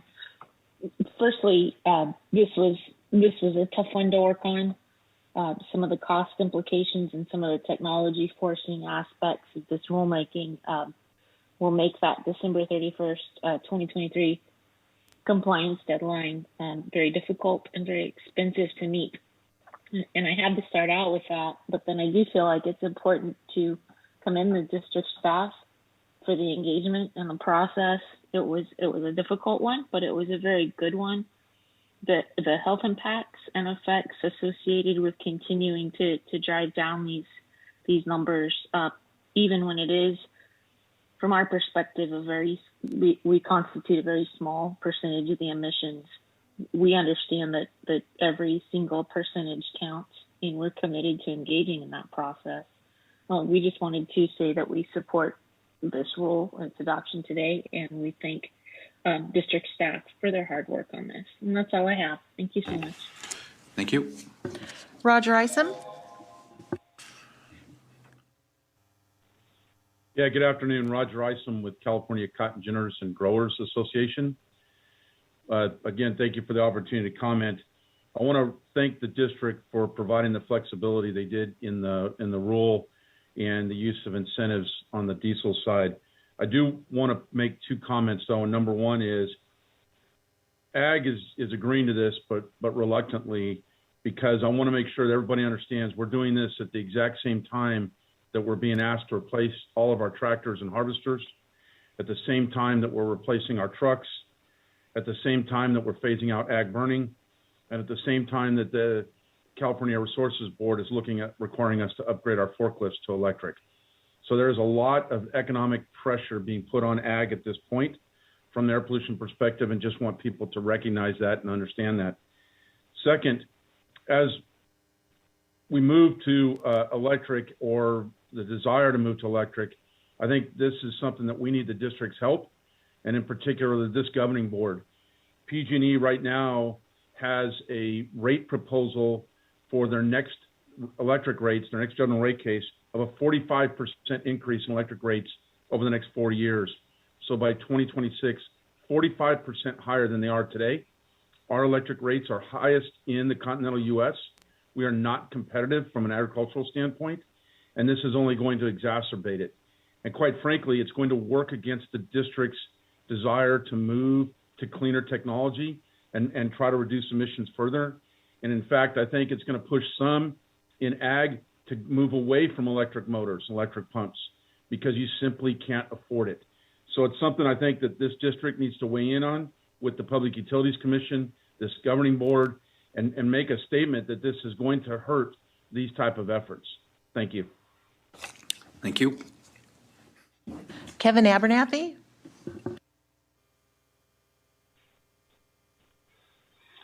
Thank you. Want to commend Christine and Roger for their comments. Completely agree. Roger brought up a very interesting note as someone that's worked very, very diligently with the renewable fuels in the state of California. I can tell you that the issues we're having with the utility companies when it comes to the grid, it's one thing to talk about going 100% electric. It sounds good on the surface, but the reality of it is virtually impossible without just tens of billions, if not trillions of dollars in upgrades that need to happen here in California to even make that close to a viable option. But more importantly, back to this rule, I really want to thank specifically Shiraz and the team that he worked with. As Roger indicated, this was a no-go not too long ago. It's another straw on the sagging camel's back. And I really have to commend staff for bringing this thing full circle, working out through some of the serious issues that we had from the stakeholder perspective, and would certainly agree from NPC's perspective and Dairy Cares to adopt the amendments to 4702 as submitted by staff. Thank you. Thank you. Janet Dietz-Kamay. I just have a question. Can't the pumps, the stationary pumps and equipment of that sort be energy provided by solar panels? Can't solar panels be used to run them? That's just my question. Thank you. Thanks for the question, but it doesn't work well at night. So. Through the chair, I see no additional public comment on this item. Mr. Chair, just a quick just response to a point around electric rate hikes. It is consistent with prior board direction to be able to continue to advocate on issues related to establishing good electric policy that supports these transitions, whether it's aggregation pumps or other related issues. So I don't think it needs to be a part of the motion, but just wanted to put on the table that certainly to respond to Roger's suggestion. I'm committed and hoping that the board there's consensus to be able to weigh in as appropriate, as those issues unfold, to make sure that we don't not only prevent people from moving forward with electric, but don't actually go backwards as those rates are potentially being hiked. So I just wanted to respond to that point because I think it's a very important one. It's not part of the rule, obviously, here, but it's related. Okay, thank you. Okay, this time would entertain them. Move to approve. Second. Okay, we have a motion and a second. Madam Clerk, please call the roll. Mr. Bessinger? Yes. Mr. Chiesa? Yes. Mr. Couch has left the meeting. Ms. Lewis? Yes. Mr. Mendez? Yes. Dr. Pacheco Warner? Yes. Mr. Preciado?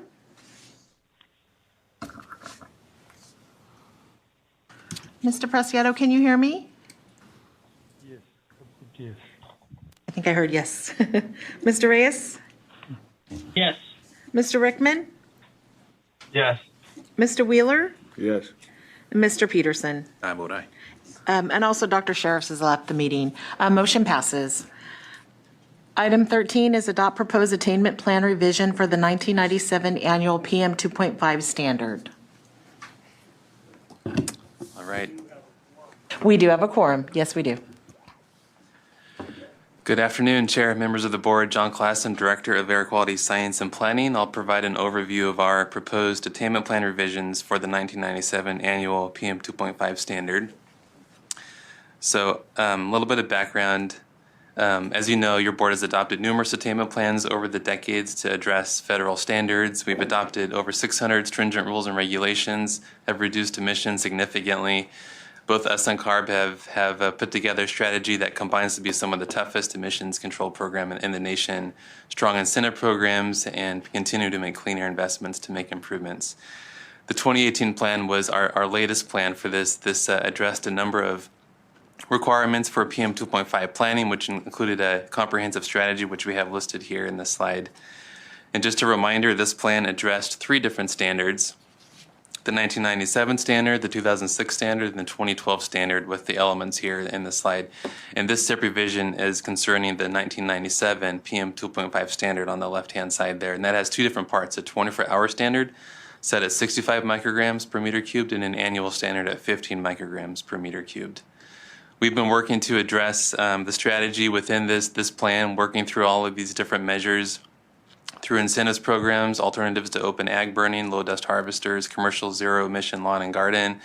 We've been implementing our incentive programs, working through different strategies like our residential wood smoke reduction strategy, amendments to our flares rule, our boilers, steam generators, and process heaters rules, the under-fire charbroiler emission reduction strategy, and the recent strategy for the near complete phase out of ag open burning. We're also continuing to work on other parts of our strategy, one being Rule 4702, which your board just adopted a few moments ago. Thank you for that. Other ones we're working through are rules concerning glass melting furnaces and solid fuel-fired boilers, steam generators, process heaters, continuing to operate our burn cleaner and ag pump incentive program emissions credit programs, trying to get a SIP credit for those programs. We're working with CARB and EPA on that. And then the continuing implementation of other SIP creditable programs that we have listed here. Mobile source measures is also very key for us moving forward. The other two standards that I listed on a previous slide for the 2006 and 2012 standards, those deadlines are in the 2024-2025 timeframes. We need to get significant mobile source emissions reductions to be able to meet those standards by those years. And we continue to advocate for a fair share emissions reductions from state and federal governments. And we really cannot attain those standards by those years without through our local measures alone. We need emissions reductions from mobile sources under state and federal jurisdiction.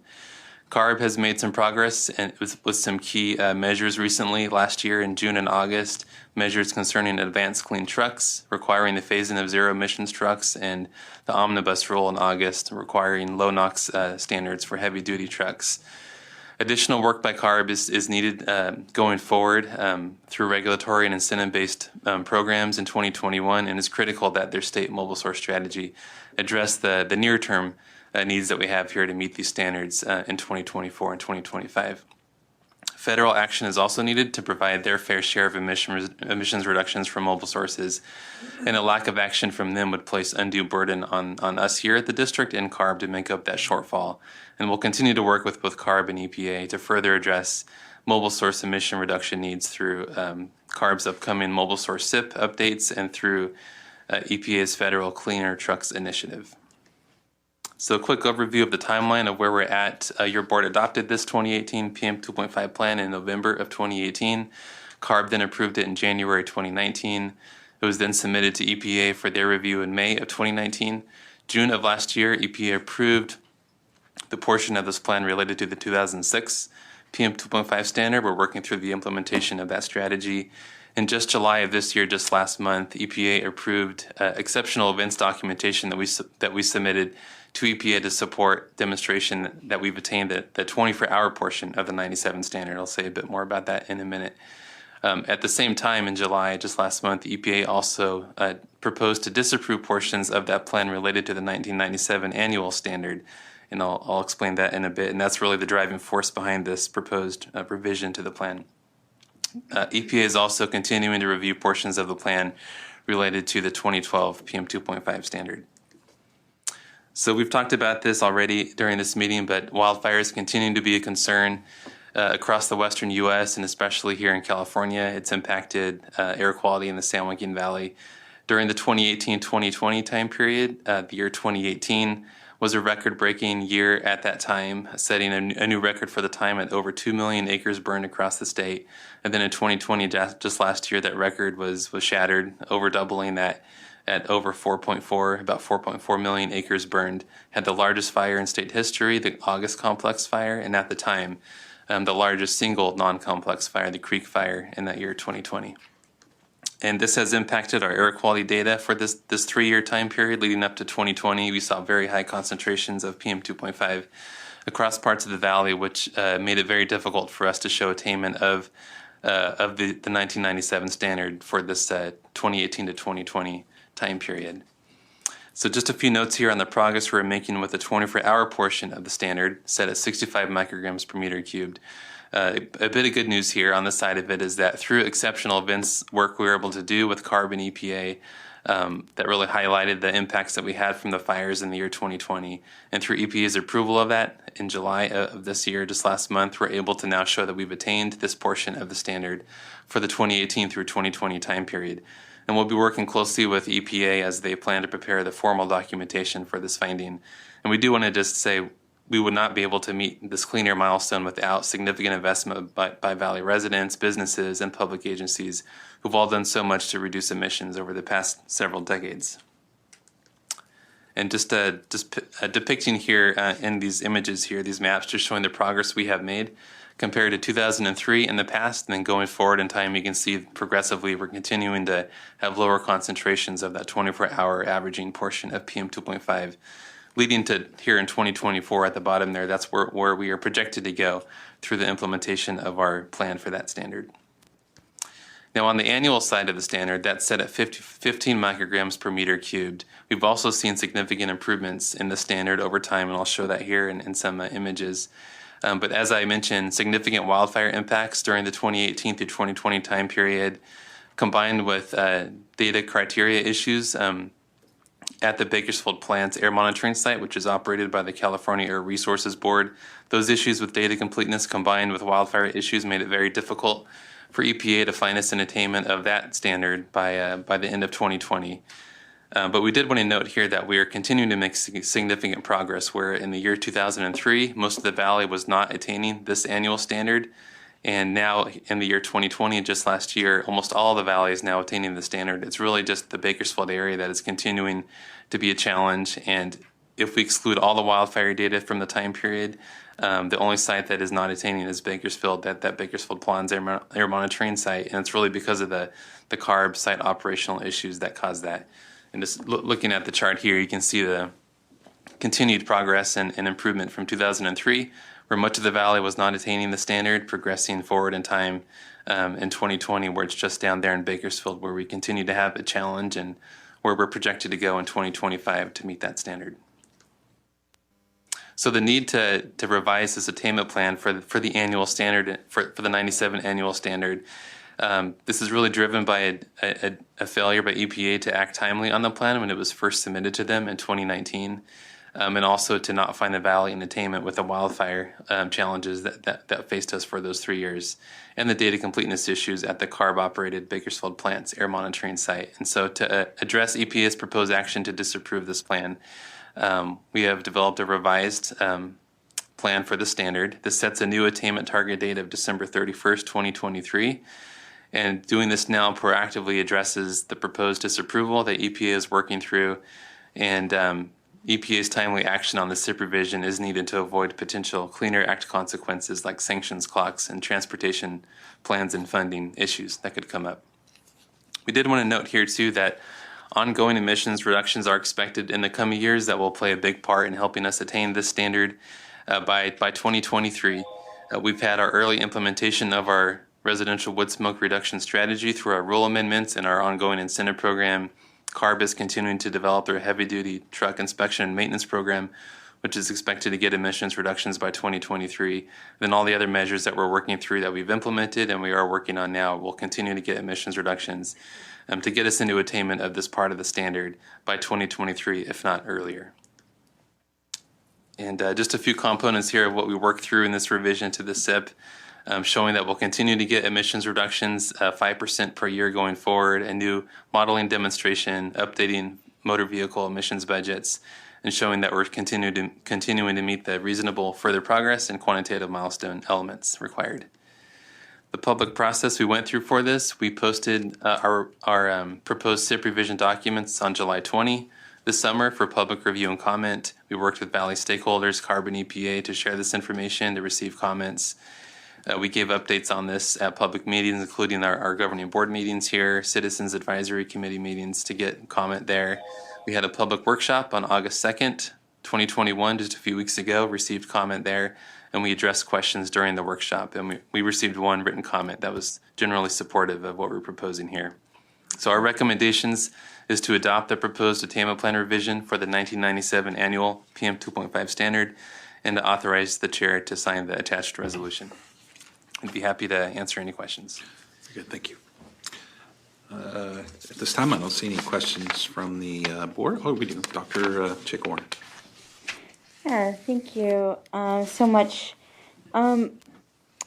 I reviewed some of your older presentations about that Bakersfield site and the way that extraordinary dust events affect the data at that site.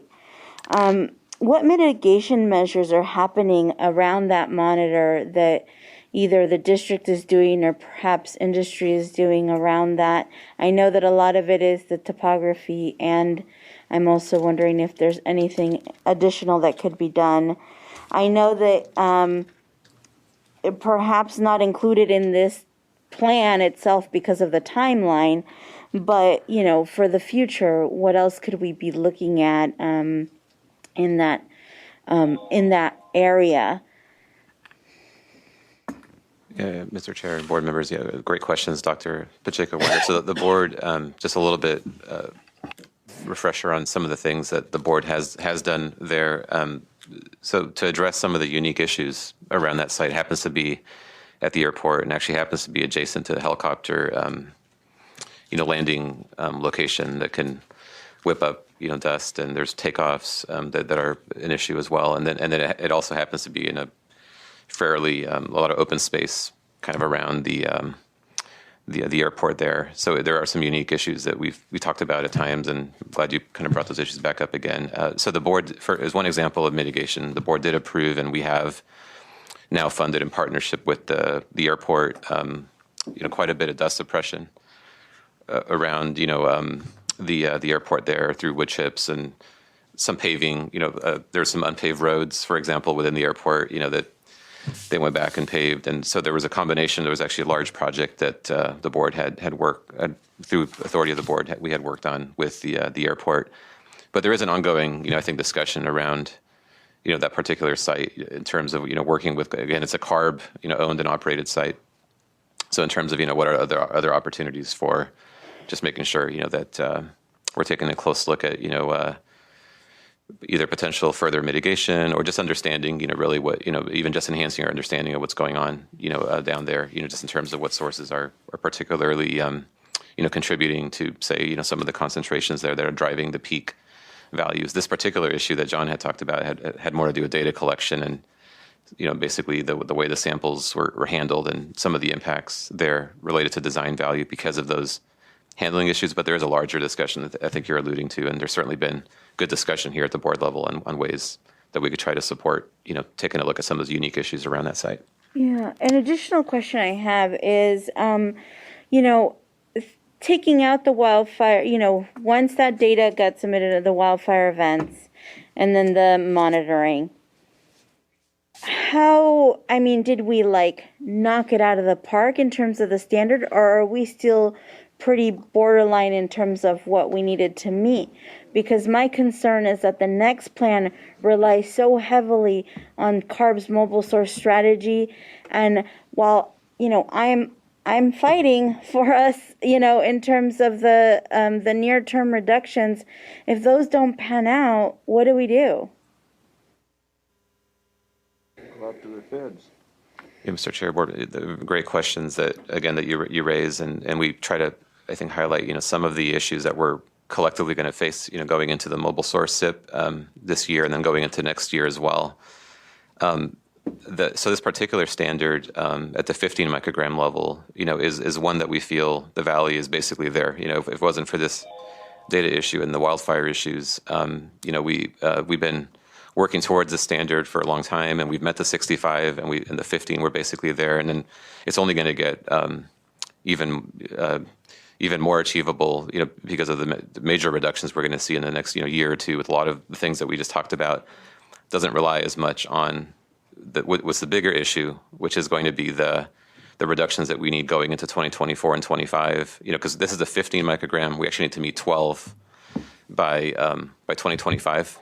Just a few years down the road. So there's going to be a steep need for reductions to get to the 12. The 15, we think we can meet, as John just articulated, actually, hopefully even before 2023, just because we know that we've achieved the reductions that we need for that. We are going to need to work very closely and work closely with you being on the CAR board as well to make sure the mobile source strategy is getting those reductions, that we're not compromising those at the expense of longer term strategies. There's a lot of very difficult discussions that are going to be had at this board level, but also with the CAR board level about what that mobile source strategy needs to look like for us to be able to meet those goals. And that's something we definitely will be talking some more about here at the board level, and that will carry forward, we hope, into the CAR board level as well, and appreciate that you highlight that issue so that this board is well informed on the need for that. Yeah, thank you. And I just hope we take every opportunity possible to be thinking about, how we not, have a good cushion in terms of our plans and in terms of what we're doing at the local level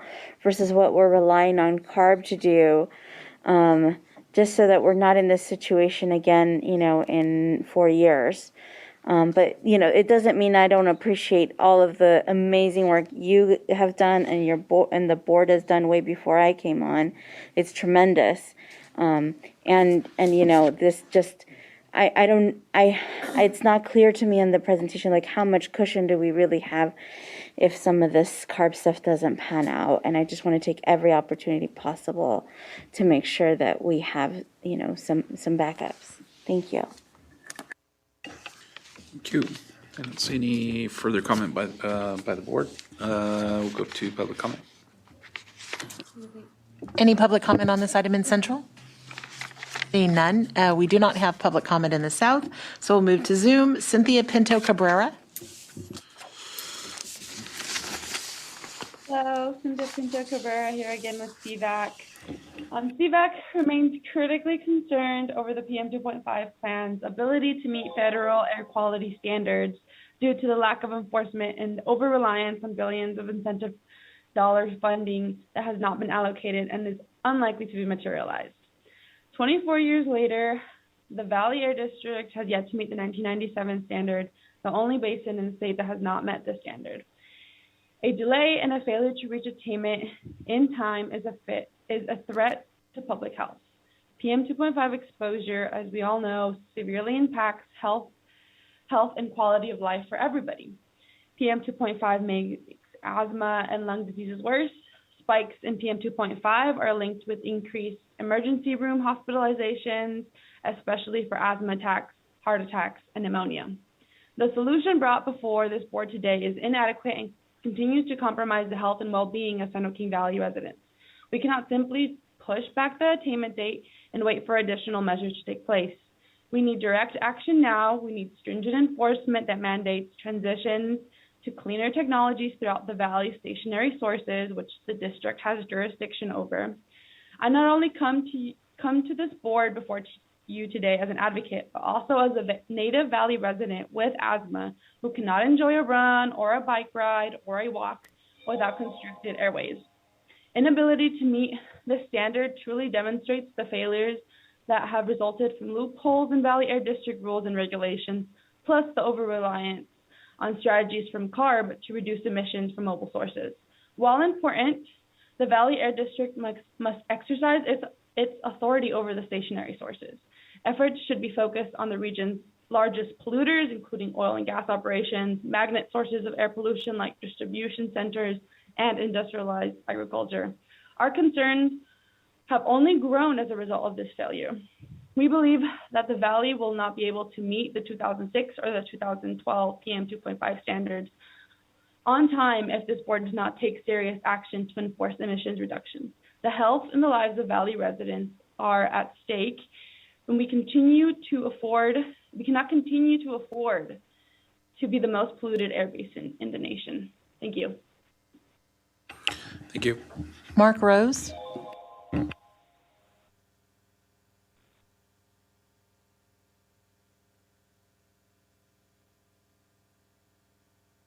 Mr. Rose, can you hear me?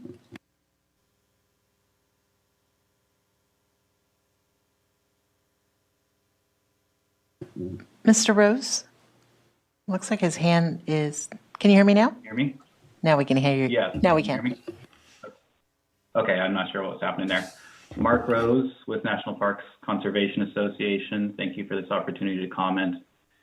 This 1997 annual PM 2.5 standard is now 24 years old. This means there are adults with children of their own who have lived their entire lives under the standard, breathing air that is hazardous to their health.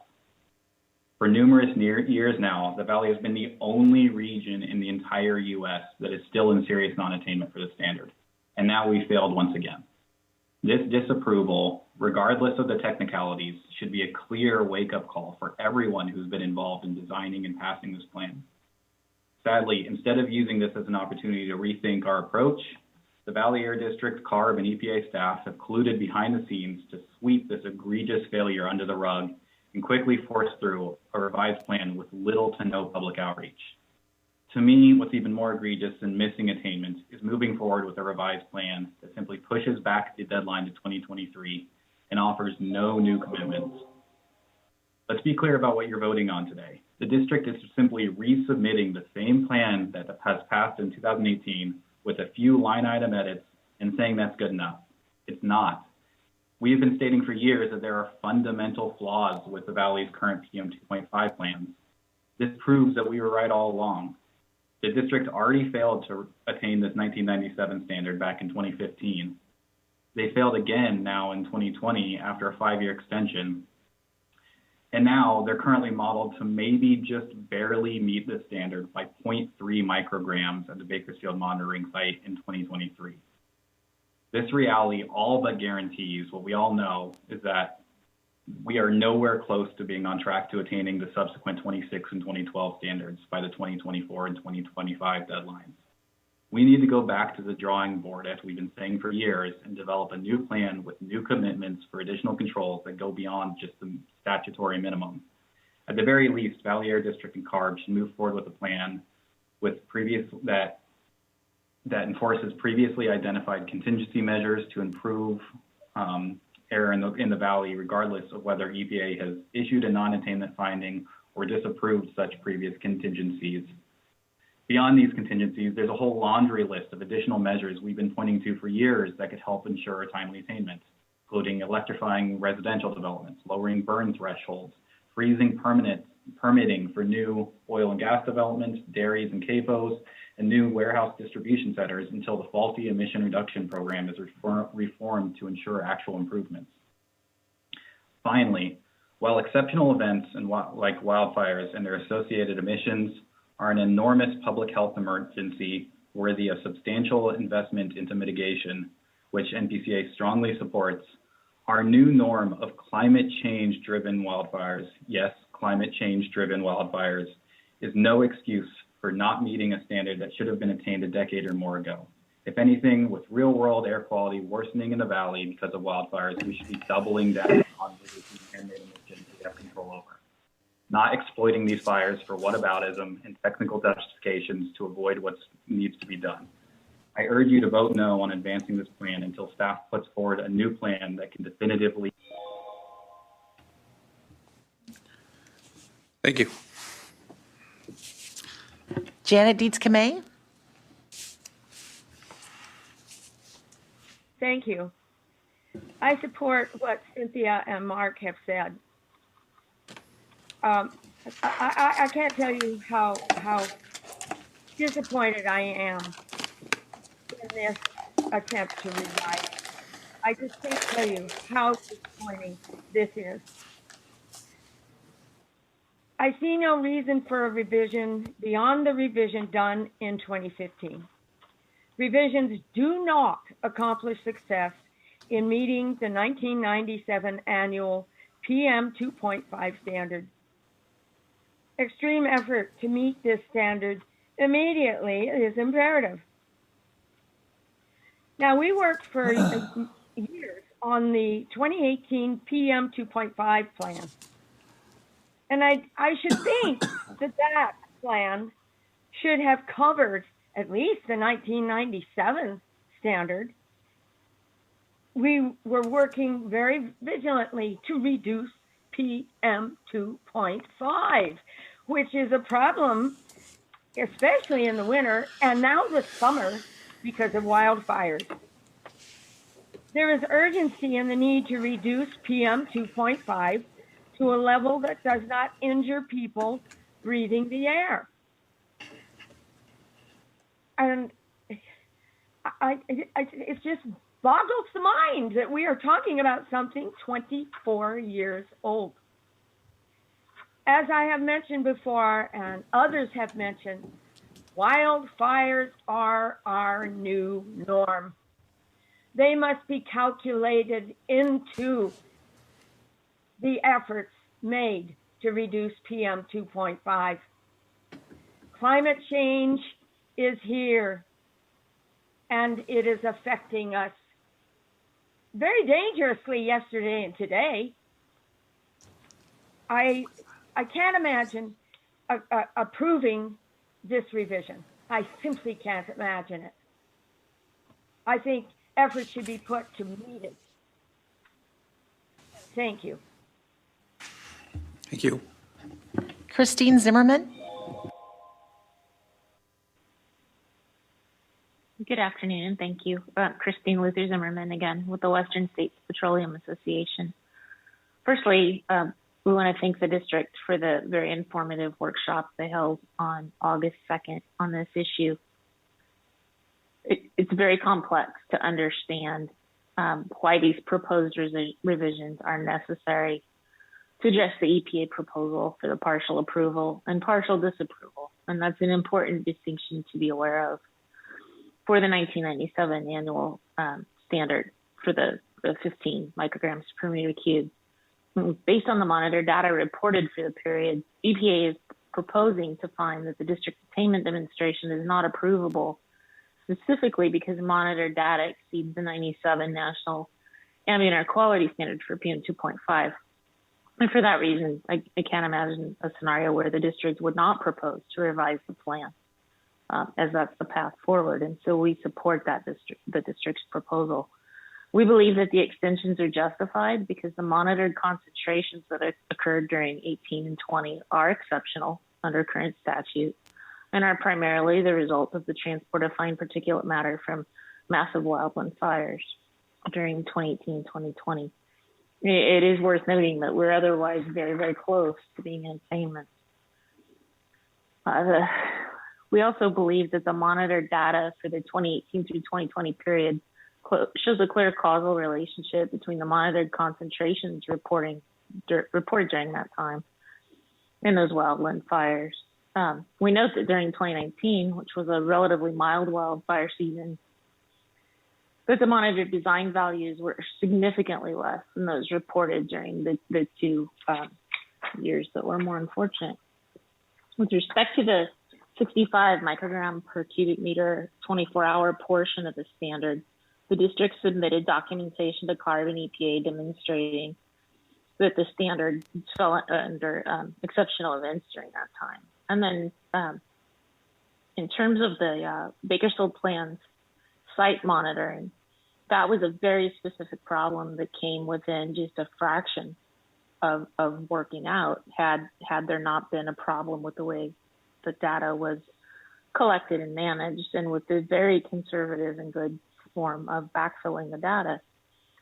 So the district concluded that if it were not for the data collection issues in late 2018, the site's 2020 design value would have been under the 15 microgram per cubic meter standard. CARB has instituted these mechanisms, defined mechanisms to ensure that the Bakersfield air monitoring site is operated appropriately going forward, and we hope that will be the case. I see that I'm about out of time, but for the reasons I just discussed and for the reasons presented by district staff, we support the district's proposal. And thank you for listening to me today. Thanks. Thank you. Thomas Menz.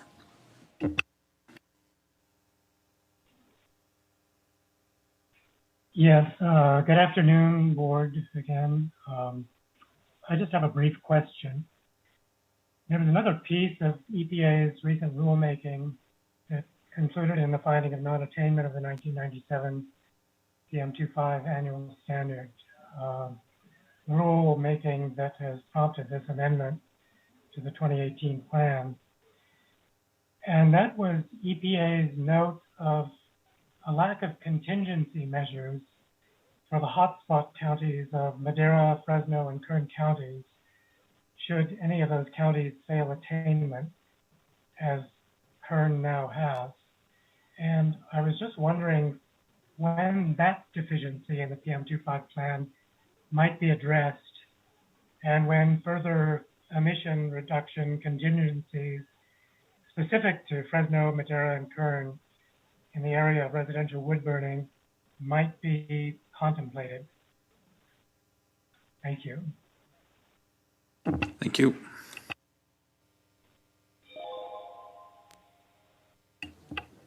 Is that it? Through the chair, I see no additional public comment on this item. Mr. Chair, if I could just answer a couple of issues for the record and present some just clarification. So just wanted to note and remind the board and the public, who I appreciate sticking around deep into the lunch hour here and being a part of the meeting here as we run a little bit late. Wanted to note that this particular revision for the annual 15 microgram plan, unlike the point that Dr. Pacheco-Werner raised, does not rely on billions of incentives, on some very big reductions, not only in mobile source measures, but also some of the things like the action that you just approved on the engine rule that will achieve reductions, by the end of 2023. This particular plan, while we're going to be getting a lot more reductions in the coming years, it doesn't rely on all of those very ambitious measures that will be needed, though, for the 12 micrograms and the 35 microgram standards in the 2024-2025 timeframe. So I just wanted to, there's a little bit of commenting around that, and just want to be clear about what this particular revision is doing and is not doing. Although I have to say, we obviously agree with the urgency of the comments that were raised. It's a very big discussion that needs to be happening. So I am assuming, when there's advocacy going on, for those reductions and the great need for those reductions in the 23, 24, and 25 timeframe, that what we're talking about is having an honest conversation around how we actually get those reductions. So, for example, if there are truck technologies available today that we can all be working towards achieving massive reductions in that same time frame, I take all the earlier comments to be support for discussions around how do we make those transformational changes to put those truck technologies on the road as committed to in the current mobile source SIP by CARB to do 33,000 trucks basically by 2024, with the use of actually specifically those technologies. So I really want to have a good conversation with, as we talk about those issues in the coming year, there's going to be a lot of opportunity for talking not only about the district stationary source measures, which we continue to work on, and definitely want to hear more input around what we can be doing. And Mr. Menz, brought up the point around the residential wood burning rule. That definitely will be, there'll be a lot more discussion going on around that in contingency, which is a requirement that applies to both the district and CARB. So there's going to be a lot more discussion with CARB and EPA around what we do to satisfy what are increasingly difficult contingency requirements. That is something that will be discussed in the coming year. But we are working on stationary sources. We are working on oil. We just adopted a new rule today on internal combustion engines that one of the large segments that is impacted by the rule is the oil and gas sector, along with ag and some of the other sectors. And we're also working on reducing emissions from the ag sector, as evidenced by the phase-out strategy and the new program that your board just adopted today. So we will continue to look for opportunities there, and appreciate the comments that were raised, and just want to make sure it's clear what this revision is doing and what it's not doing. And the valley is basically there on the 15 microgram, and this revision would basically ensure that we address basically EPA's lack of significant delay in approving our plan years ago when we submitted the plan, and make sure that the valley is positioned well to take care of this older standard, and now really focus on the big reductions that we need to address the 2006 and 2012 PM standards. Yep. Thank you for the comments. Motion to approve. Okay, we have a motion. Second. Okay, we have multiple seconds. Madam Clerk, please call the roll. Mr. Bessinger? Yes. Mr. Chiesa? Yes. Mr. Couch is gone, excuse me. Ms. Lewis? Yes. Mr. Mendez? Yes. Dr. Pacheco-Werner? Abstain. Mr. Preciado? Mr. Preciado, can you hear me?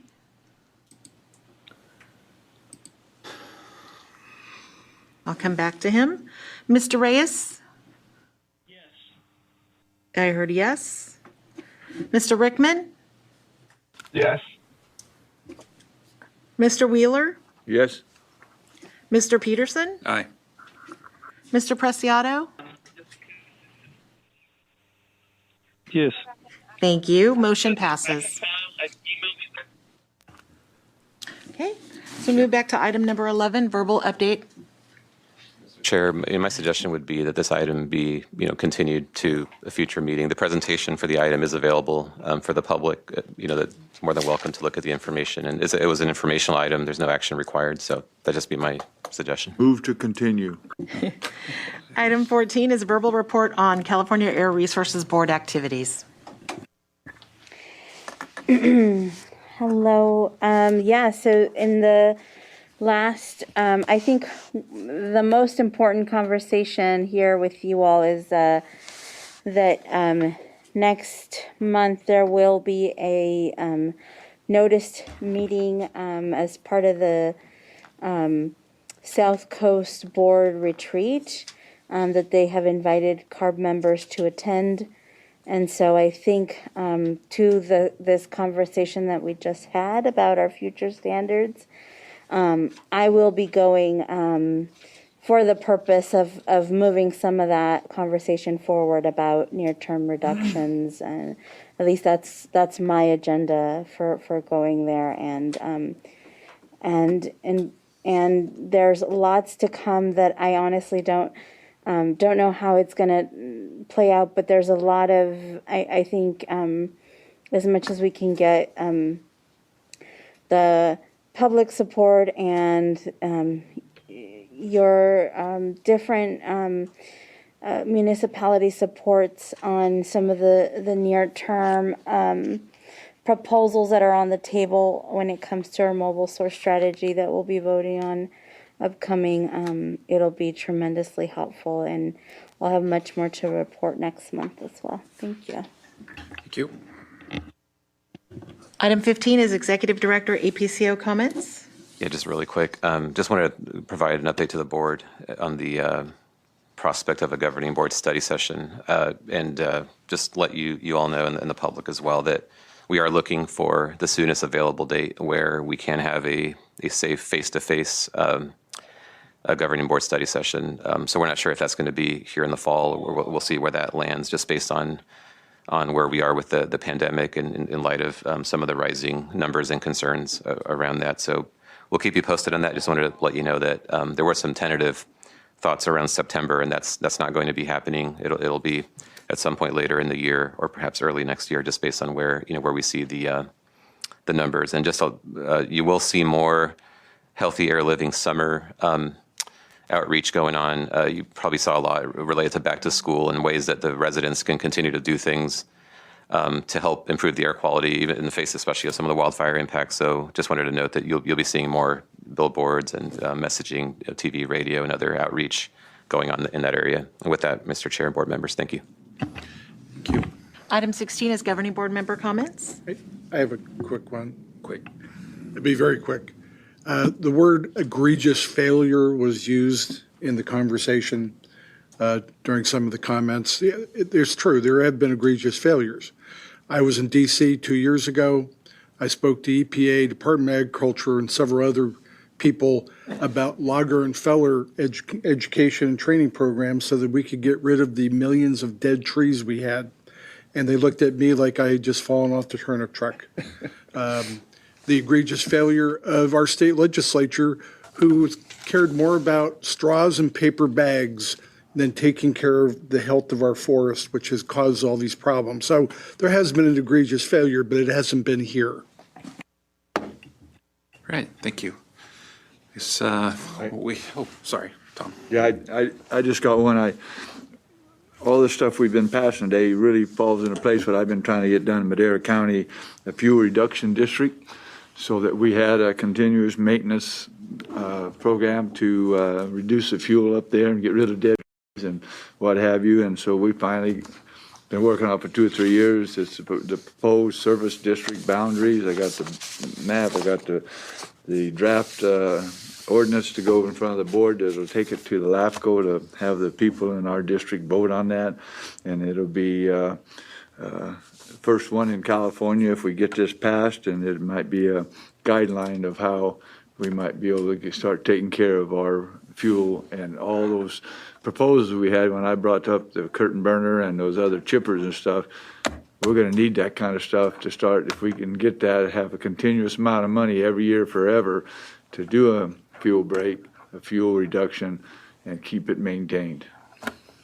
I got one quick comment, and it's a question to the public that I ask every day, and nobody can answer this question. Tell me something the state of California does right, and it can't be a double negative either.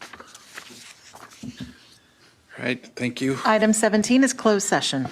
Thank you. We have two items, one anticipated litigation and then another addressing the pending litigation in the matter of Comité Progreso de la Mont versus the Air District. And we have to request public comment on those items. So if there's any public comment on either of the closed session items. Okay. Do we have any public comment here in Central? I see none. And any public comment on Zoom? I do not see any indication. Okay, thank you.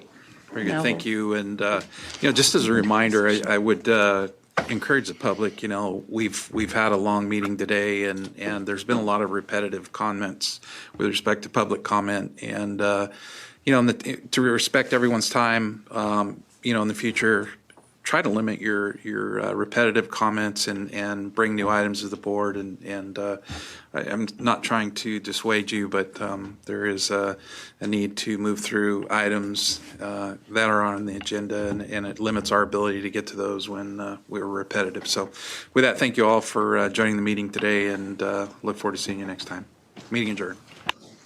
Well, it's not adjourned yet. We still have closed session. Closed session.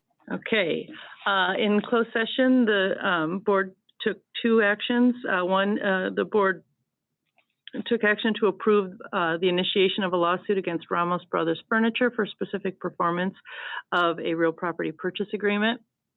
And in the second item, and that was by unanimous consent. And then in the second item, approval to refrain from seeking appellate review in the matter of Comité de Progreso de la Mont versus the San Joaquin Valley Air Pollution Control District, again by unanimous consent, and thereafter the board adjourned.